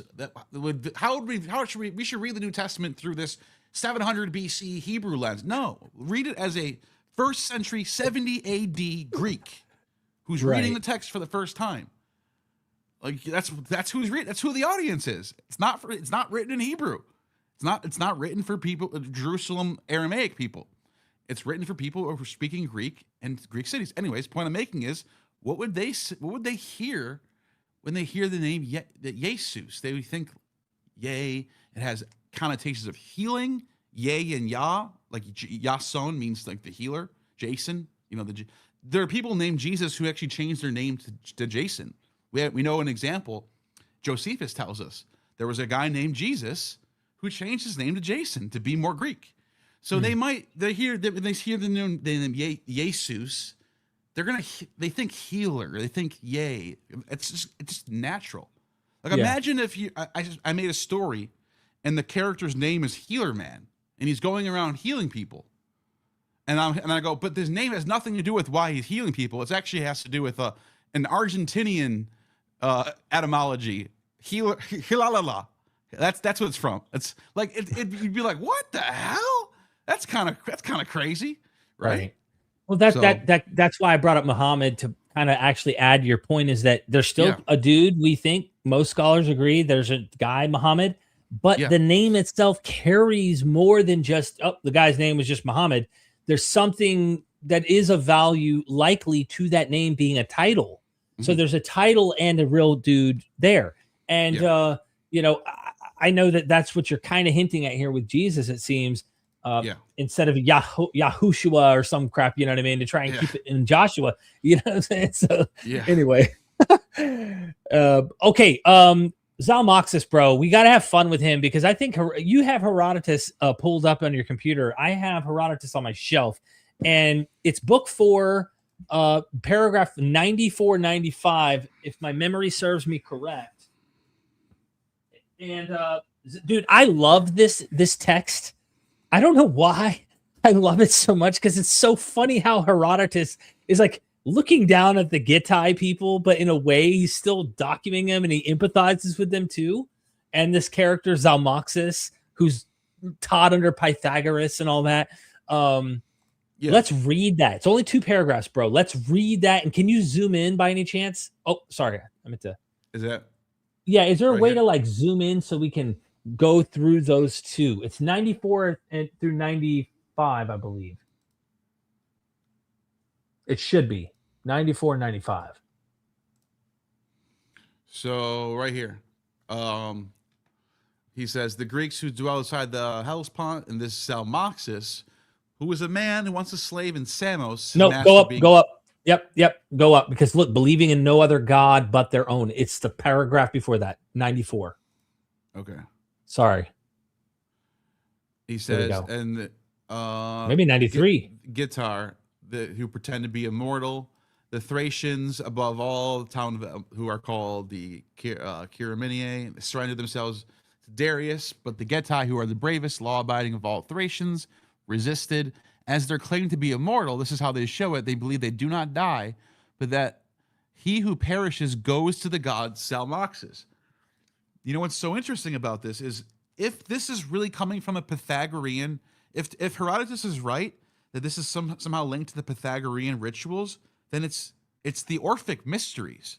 It's just, instead of Osiris or Dionysus, it's Zalmoxis. That's exactly what happens in the Orphic mysteries. You go to be with Dionysus, or in the case of the Egyptian, this is the book right here. I recommend.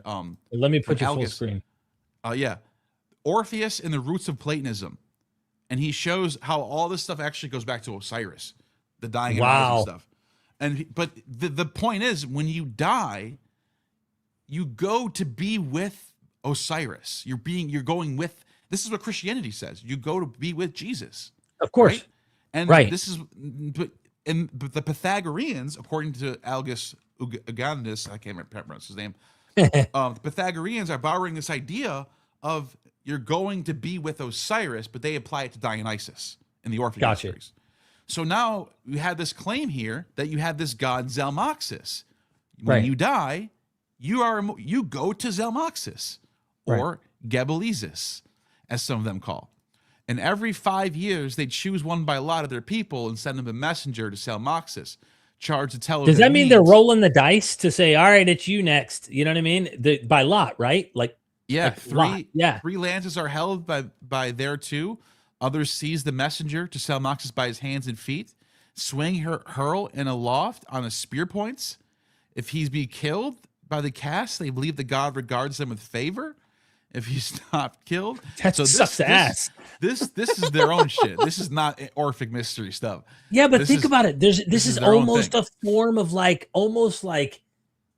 it's human sacrifice, right? It's in the same vein of human sacrifice. Pierce by hand. There's that piercing going on. I mean, I don't want to be too generic here, but yeah, he says it right here. He says, "For I myself have been told the Greeks who dwell by the Hellespont that Zalmoxis was once a man in Samos, his master being Pythagoras," and that's the same. That's the same one. Mm-hmm. It's the same one. Presently, after being freed and gaining great wealth, he returned to his own country. The Thracians were meanly living and simple-witted folk, but this Zalmoxis knew Ionian usages. That's interesting, Ionian usages, and a fuller way of life than the Thracians, for he consorted with the Greeks, and moreover, one of the greatest Greek teachers, Pythagoras. Wherefore he made himself a hall, where he entertained and feasted the chief among the countrymen, and taught them that neither he nor his guests or any of their descendants should ever die, but they should go to a place where they would live forever and have all the good things. That's a revolutionary idea in the ancient world, where Hades was like this gloomy place. This is an Orphic idea. This is what I'm trying to get at. This is very specific. This is Orphic mystery, eternal bliss and happiness. Yes, this is heaven before Christians created a heaven, because Jews did not have that. They had the same idea. Yeah. While he was doing, as I've said, teaching this doctrine, he was all the while making him an underground chamber. When this was finished, he vanished from the sight of the Thracians and descended into the underground chamber where he lived for 3 years. The Thracians wishing him back and mourning him for dead. Then in the 4th year, he appeared to the Thracians, and thus they came to believe that Zalmoxis had told them. Such is the story.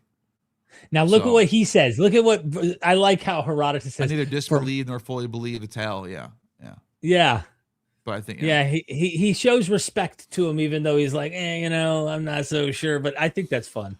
Well, it used to be thought 100 years ago, scholars would be like, Herodotus just makes up all this shit and just none of it's real. And then actually, as archaeology started getting better, we started there's some things that Herodotus got vindicated for. One of them was the marijuana thing.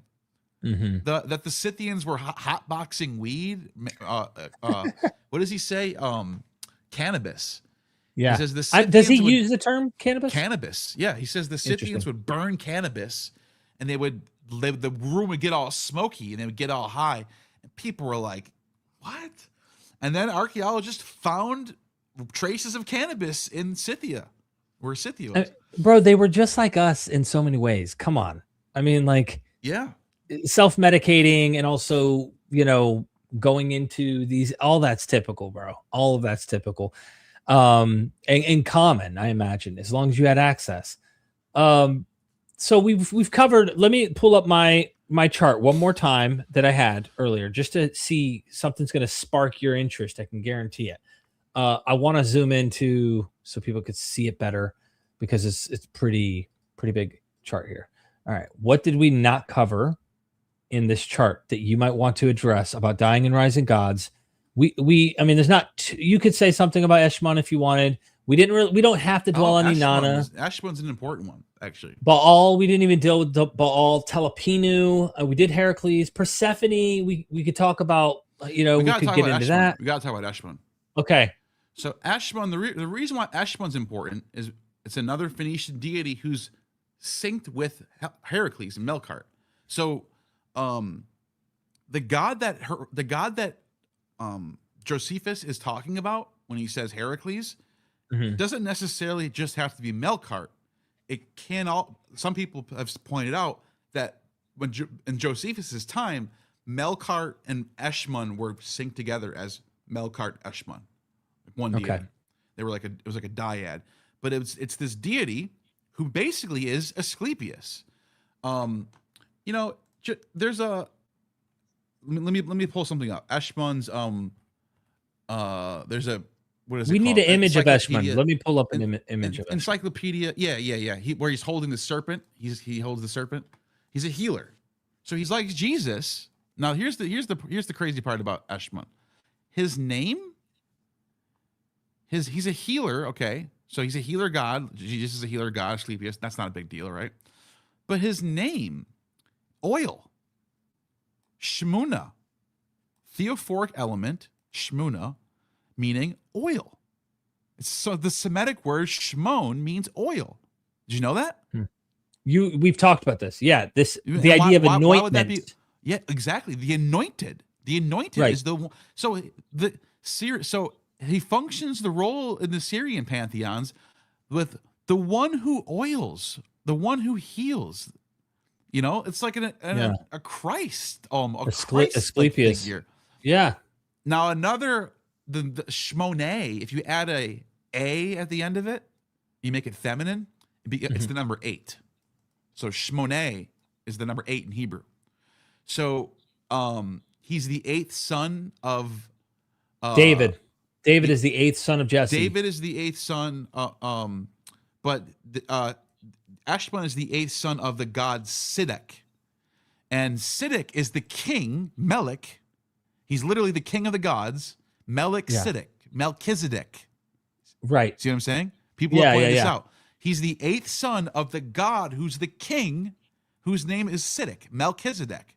He's the king and his name's Siddiq. So it's not like at first he had 7 sons. Jesus is of the priestly line of who? Melchizedek. Yeah. Right. And then what's even in one more weird part about the number 8, Jesus is the name Yeshua Gematria 888. Yeah, 888. Yeah, I've seen that before too. So there's I don't know what to do with all of it. I don't know what to do with all of it. Crazy, dude. It's like, right. You know, so he's just a healer god. And by the way, his story, real quick, what's the story?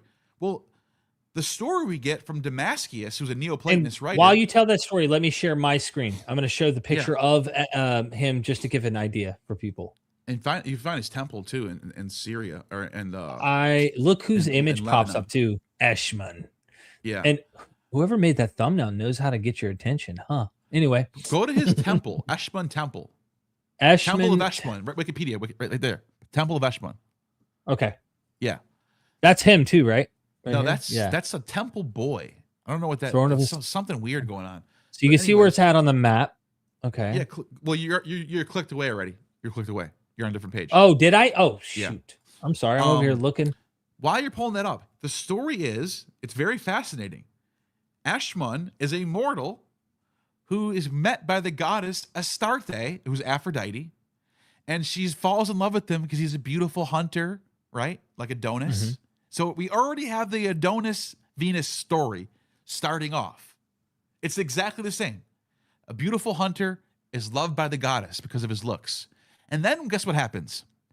Ashmun is he's like intimidated by her, and he castrates himself and dies and bleeds out like Attis does. Eshmun does that? Ashmun bleeds out and castrates himself. How old is that primary source? Do you know? Well, it's Damascus is telling the story, and he's a Neoplatonist. Okay, so he has a tradition somehow. Yeah, he's talking about the Eshmun tradition.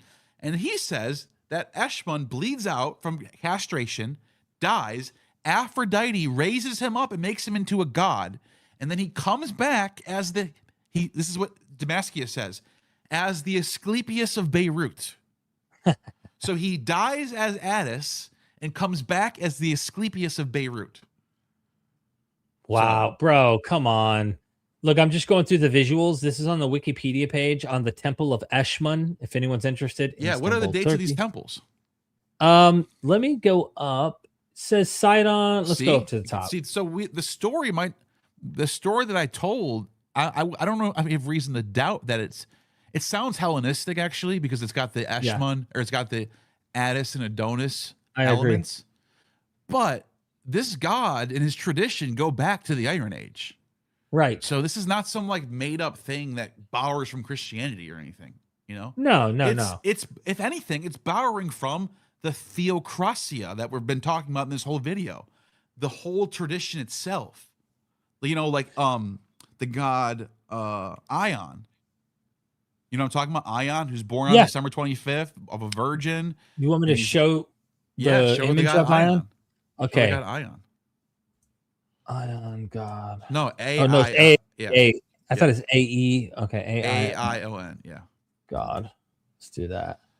Yeah, this one right here. See, he's got the serpent. He's the healer. He's got all the same traits. You know what I mean?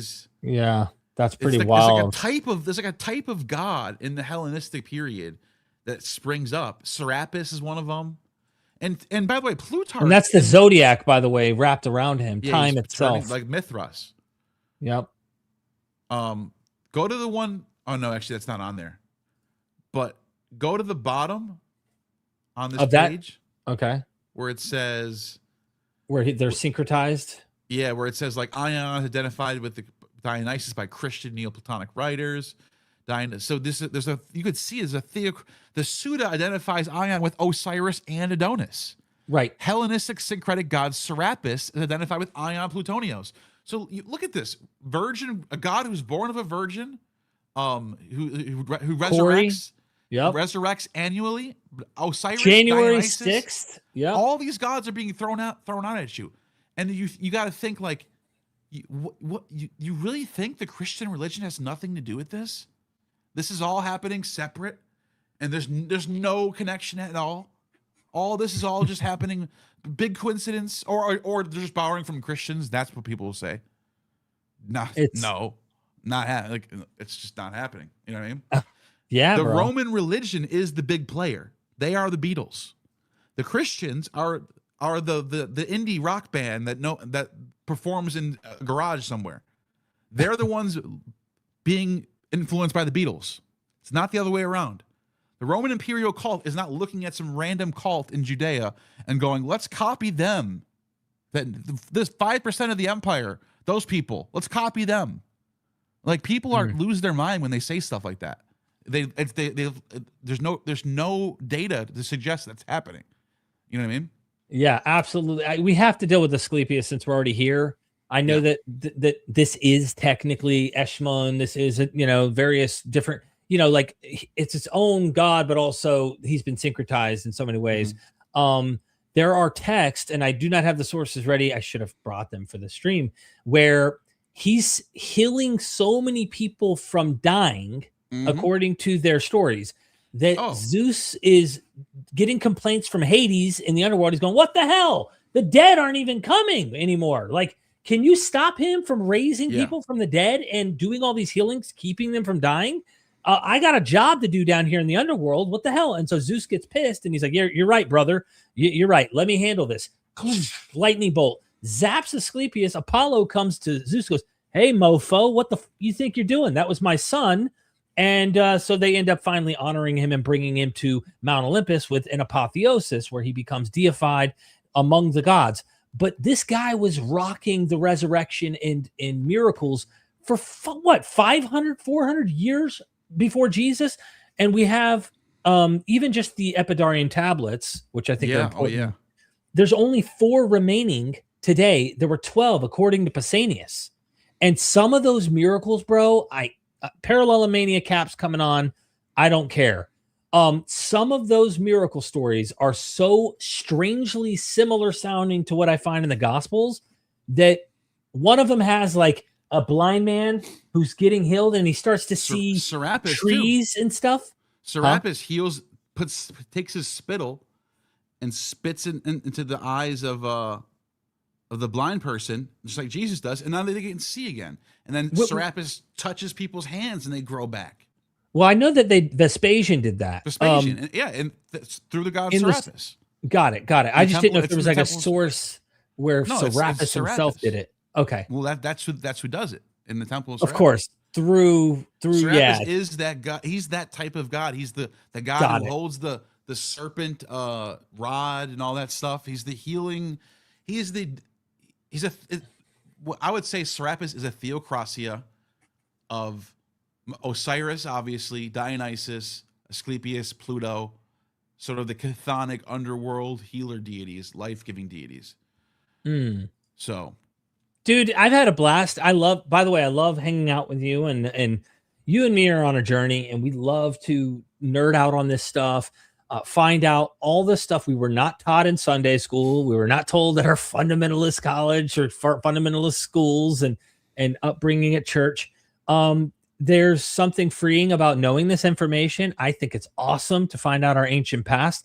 In some ways, it's not just nerding out. It's also reconnecting with it in a way. It's like renegotiating a connection with how these ancient people thought, all of that stuff. And I don't know if we covered. Is there something you're trying to show or? I wanted to show some of the examples of the healing miracles for Asclepius. Okay. I'm game. I know Topos Text has the list of it. Topos Text. Oh, while you look that up, yeah, I read there were 2 schools of scholarship that translated the Epidaurian tablets. There is a scholar, for those of you who believe in miracles or think something like that is the case, there's a scholar who translated them that believes these miracles that Asclepius performed happened.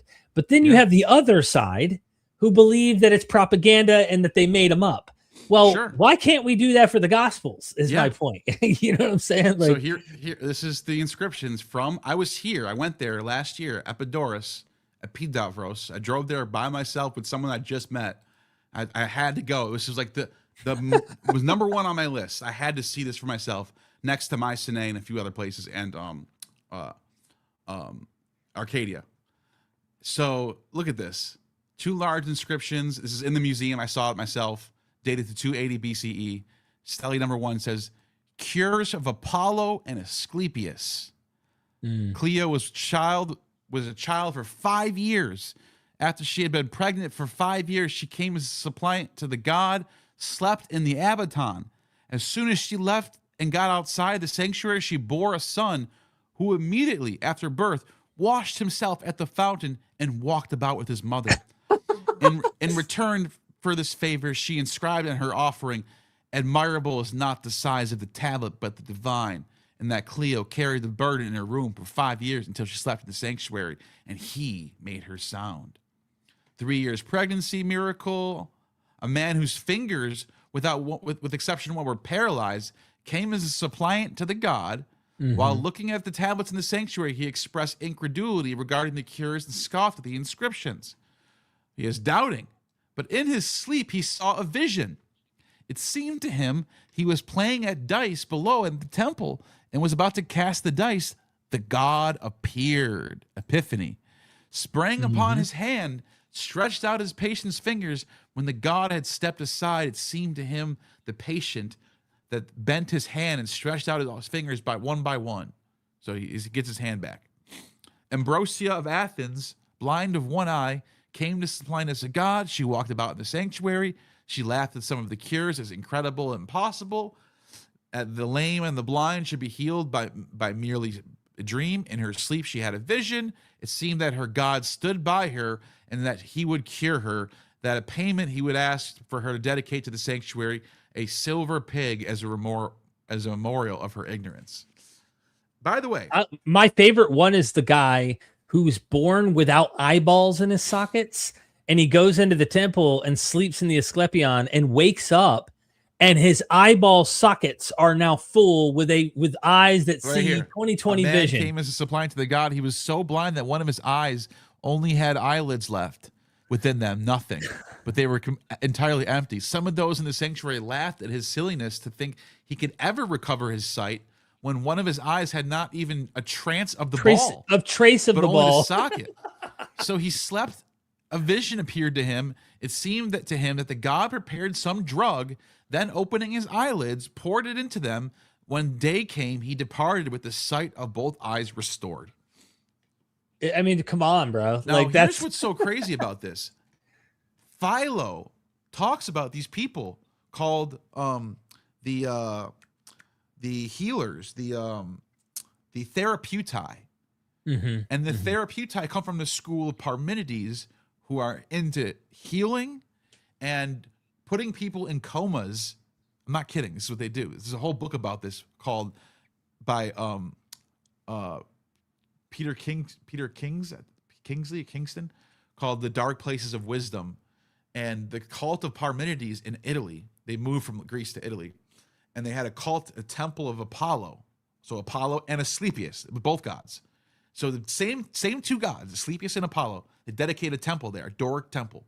And the temple was connected to a cave that would take them underground, and they would bring the patients there, and they would put them in a coma with drugs. And then when they would come back with visions, that's the book.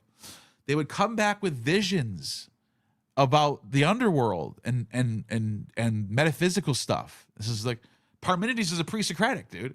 So like this is like the roots of Platonism, heaven and hell, all this stuff. But what's so funny about this is Philo talks about these therapeutai in Alexandria, saying that they're the most learned philosophers, they're men of virtue, they're healers. And I'm thinking to myself, Eusebius thinks these are proto-Christians. Oh, wow. So I think there's some overlap happening with the Asclepius healer cult and Christianity. One more thing. Eshmun, who's connected with Asclepius, right? Right. Guess where his temple was found? Where? Bethsaida. Bethesda. The pool of So- Bethesda, where Jesus is healing people and doing all those miracles. That's right. That's In where the John's temple of gospel. Eshmun. The So- temple of Eshmun was found by the archaeologist. Hold on. Let me pull up this exact. Okay. It should be in that The- Wikipedia page of Eshmun. Oh, is it? It should be. I mean, maybe not. I could know. just pull up the passage because I think I know what you're Oh, talking yeah. about. The pool. You're the talking about the pool. Yeah. Of Bethsaida. Let's do Asclepius, Eshmun waters. I know for a fact, I know what you're talking about. There's a scholar who wrote about this in the Gospel of John, that the waters would move and they would believe that this was like the god or gods healing. Hold on. This is, dude, we were there. We went to this. This is Scythopolis, Yeah. right? Yeah. Okay. The temple hold of on. Eshmun was there. Yes, we walked these streets, you and me both. Okay. And this is where we were sitting on the toilets, right? The same Mhm. place where the toilets were? Okay. Oh, wow. Okay. I would love to show that. Let me just show people where we were at. Just so people have an idea. But the pools that Jesus was saying, hey, when the waters move, people can get into them. Here, check this out. So this is an example. Remember the video we recorded there? None of the audio worked to this day. Yeah, I went back and looked at the hard drive. None of the audio at this place, that big ass auditorium. Then we went and sat on the toilets, or at least some of them sat on the toilets. And then we went and looked at down the streets and the big mountain right there in Scythopolis, where Dionysus was clearly held as a very important figure. And he had, I think, wasn't one of his Maenad, one of the people who cared for him as a child died, and he buried her in this place. This is only 18 miles from Nazareth, where we were at near Sepphoris. Yeah. So this is right down the street. Oh, yeah. And there's all Sanctuary of Pan over there, too. Remember we went to that one, too? Yeah. Yeah. That's a whole nother underworld place. Yeah. Golly, dude. Okay, what did we need to touch on before we wrap things up? We've talked about Osiris. Dumuzi, Inanna, Baal. We didn't really go deep into Baal. I do want to show just real quick when Herod or what's his name? Plutarch. I want people to understand the ancient Platonists, Plutarch's a Middle Platonist, they saw these gods as kind of one tradition in that time period. Like they're all different traditions, obviously, but as Platonism becomes the dominant philosophy, the need for pantheons is gone. They bring traditions together. They want a monad and a triad or a dyad. They want like one god with one messenger. So usually you have like Yahweh and Jesus is a perfect example of a Platonic setup. A god and his messenger, his intermediary. And like Mithras and Sol Invictus is another one, where you have Sol Invictus is like the main god, and Mithras is like this mediator in between. Very Platonic how it's set up. Well, Plutarch. You have the source on Isis and Osiris. Let me look this up. On Isis, and let me share my screen. Yep. Hit that like button, everybody. It'll rise the gods from the dead.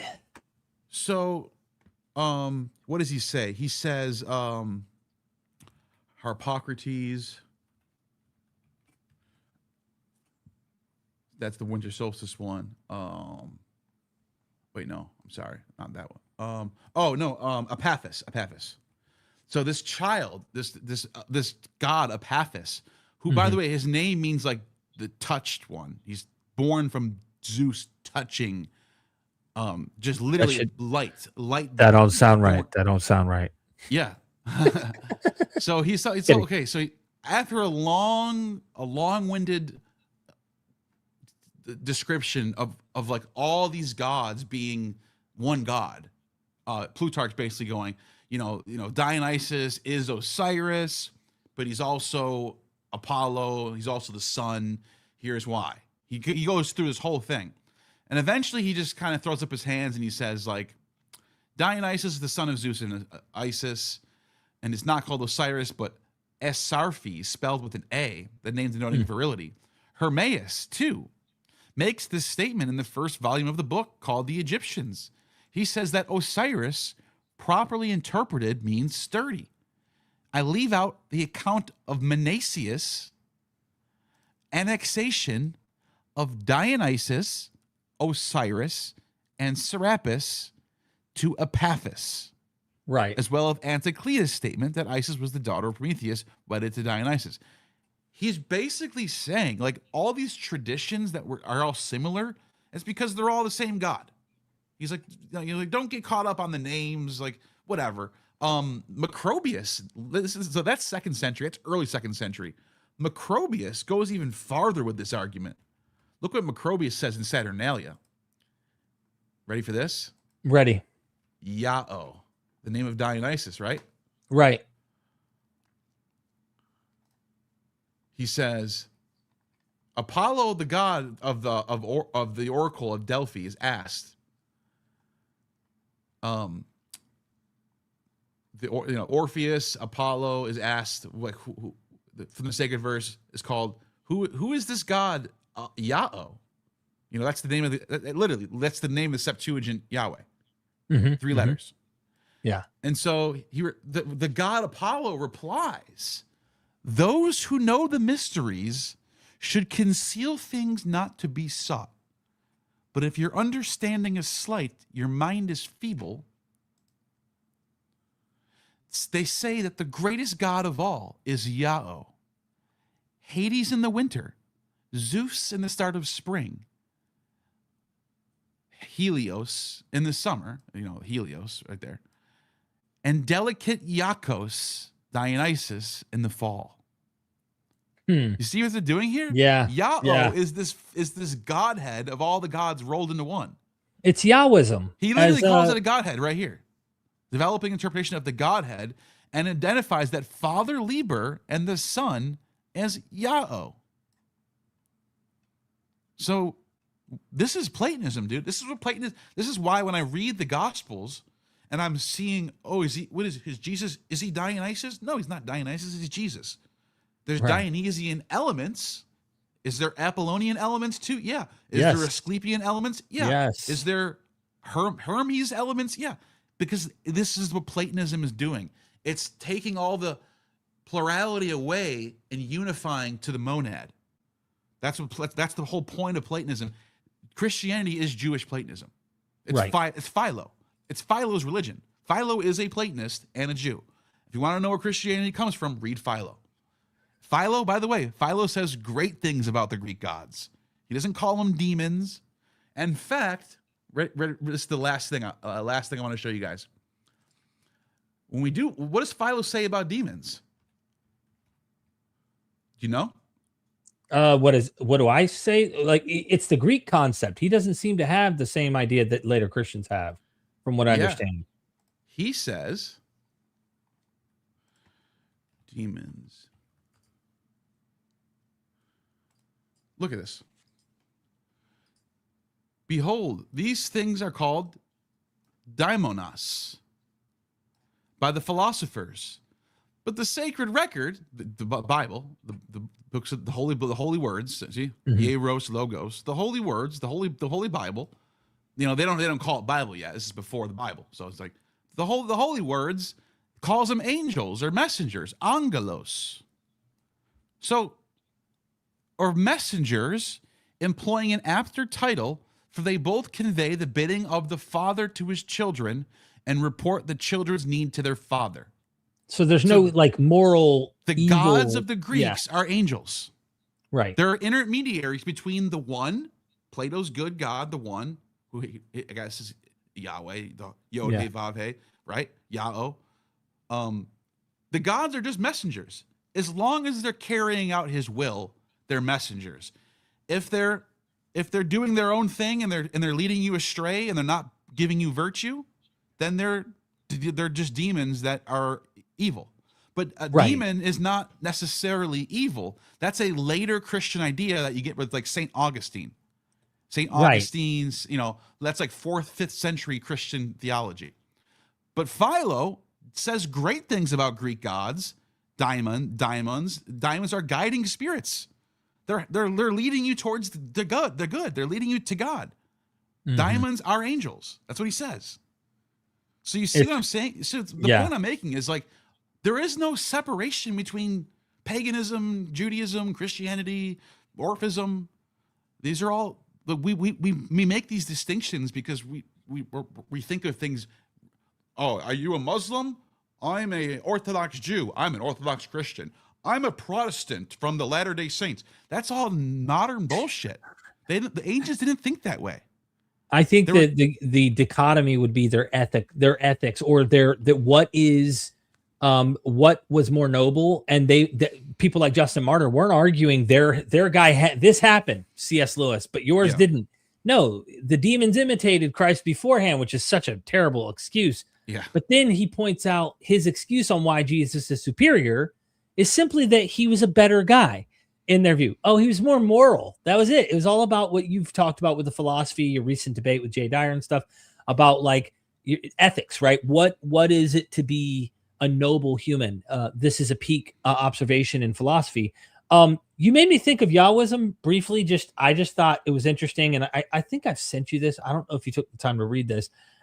Giovanni Garbini talking about like Yahweh. Then I didn't want to get lost in it, but just to point out, because he thinks that this Yahweh goes back into like, he fights against Martin Noth, W.F. Albright, H.B. Huffman. Where does he say it comes from? He thinks it's from the north. He thinks this goes way, way back, and it's not from the south like most scholars. Yeah. And then remember I told you the name My Son is Yah, which comes from, he believes, Ugaritic, the ball cycle, which could be Yam. And he points that out. Many scholars hasten to correct the text or remove the mention of Yah. When the arbitrariness of that procedure was pointed out, they found different ways to deny the evidence. One was to see the Yah as a usual verbal form interpreted in different ways. One was to suggest a phonetic variant of Yam, the Ugaritic god of the sea. Very few scholars follow Abbe H. Cazeles in accepting the existence of the god Yah in Ugarit, even though he is a god who, moreover, this is the important point, continues to be attested in the area even in the next millennium, as Porphyry testifies in Eusebius. Yahweh. Yep. And that's so the same god. The Sanchoniathan story, when they talk about him in Philo-Biblos and Porphyry and Eusebius, they say he's a priest of Yayo. Right. But he's a Phoenician. So it's not in Jerusalem. It's a different Yahweh. Some other different. So there could be another Yahweh tradition. I'm totally on board with that. Bro, I wish we had Porphyry, because reading carefully this preparation for the Gospels, it sounds like he's Don't saying even get me started. some of those conspiracy theory brain bro, goes on. I think mine goes on. Mine goes on because I wonder if he has the same traditions. Important Platonist of his time, first of all. Right. So why do we have all of the Proclus? Why do we have all of Plotinus? Why do we have all of Plotinus and Plutarch? But all of a sudden, Porphyry, the guy who writes against Christianity, we lose all of his works magically.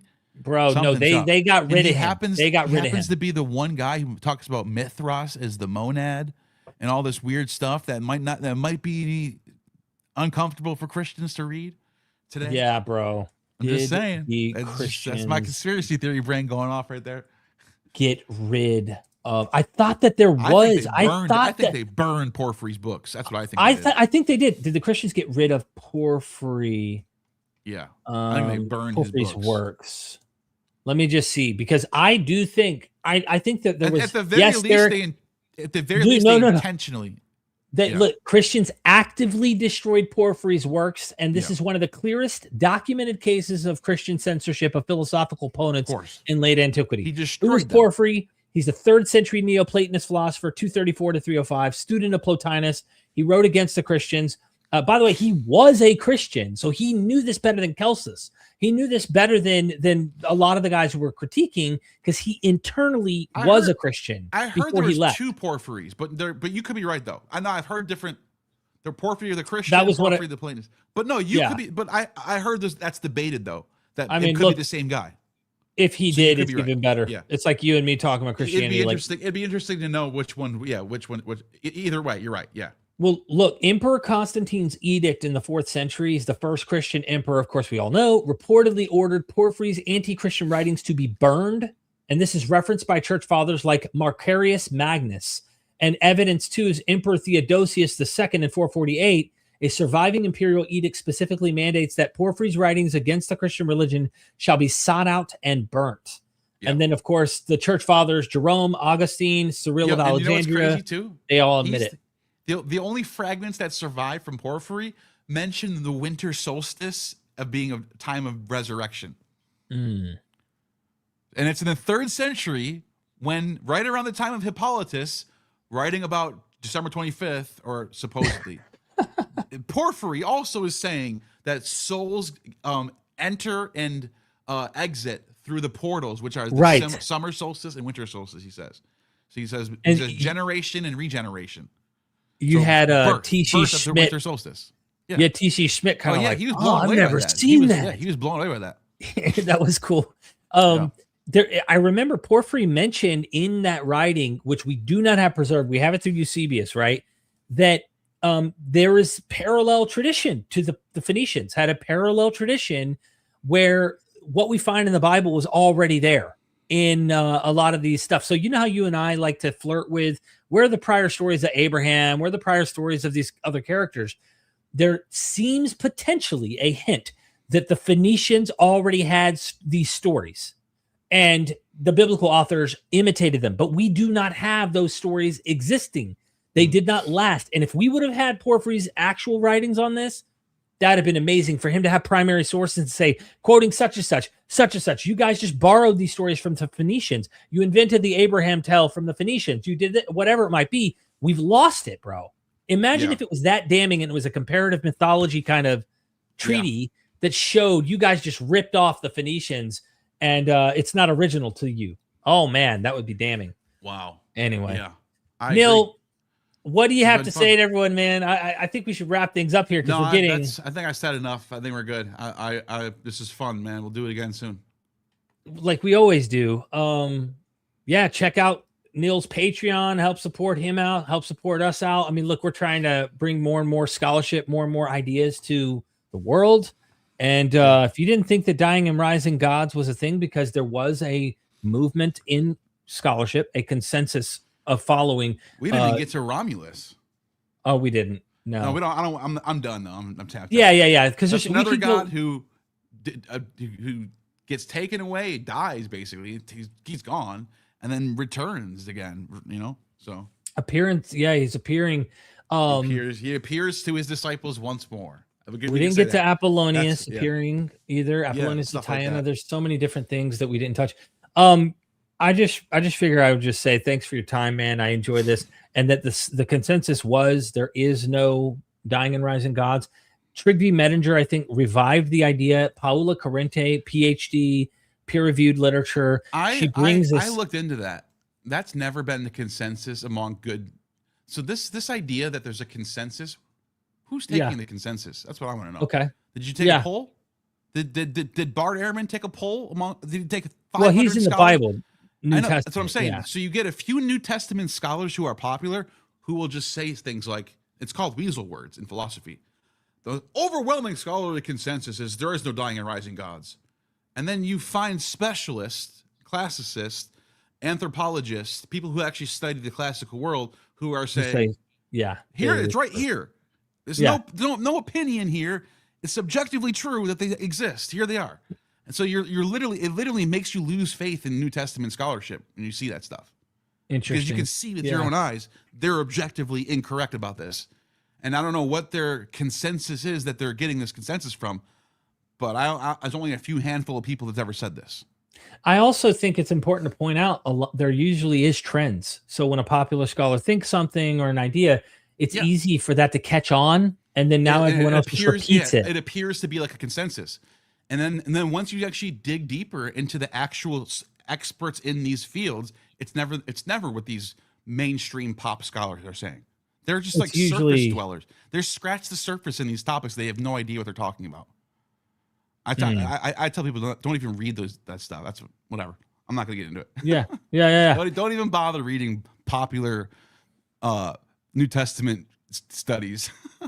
It's a waste of time. I think we just keep getting these voices and various scholars. We have a symposium we're producing. You Dr. and I both. Ehrman, how many disciples did Jesus have? 12 or 13? Like questions like that. Like what are we doing here? We're wasting time.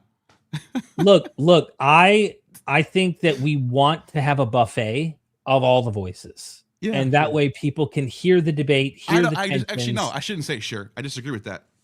You don't want a buffet. I disagree. Not everyone needs a voice. Sorry. Yeah, I think that the debate is actually no, important. Not sorry. Not everyone needs a voice. Yeah. If you're not adding anything good, don't talk.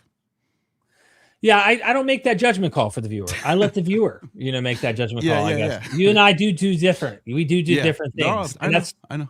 Yeah. But I get it. You have a lot more. You've had some beef, I'll say, with some people from the past. You know what I'm saying? When you're arguing these things, I guess you can call it that. I mean, I'm just the best analogy I can give is that you've had tensions, you've had of course, collisions with. This is what I believe, man. Yeah. So yeah. Well, Neal, are you going to convert soon or? Oh yeah. I mean, clearly Jesus rose from the dead. Aren't you? Clearly. Aren't you convinced? I mean, all of the others didn't, but this guy, he did. Clearly, it's all historical. Absolutely. Any plugs before we leave? What are you working on, man? And then I'll share what I'm working on. Just stay tuned, and you'll see what's coming down the pipeline. That's it. Okay. I got a bunch of stuff I'm working on. Too much to even get into, but documentaries, interviews, live streams. If you haven't been watching, a lot of deconversion stories, people telling their own experiences. Yeah, man. And check out the courses too. If you ever want to listen to some scholarship, we've got some courses. So, all right, bro. What do we say here? Usually we say you have just attained true gnosis. True gnosis. And never forget, we are MythVision. Peace. Son, do you want to know what the truth is? After this, there's no turning back. You take the blue pill and you wake up in your bed and believe whatever you want to. You take the red pill and you stay in Wonderland. And I show you just how deep the rabbit hole goes. Remember, all I'm offering is the truth. Nothing more.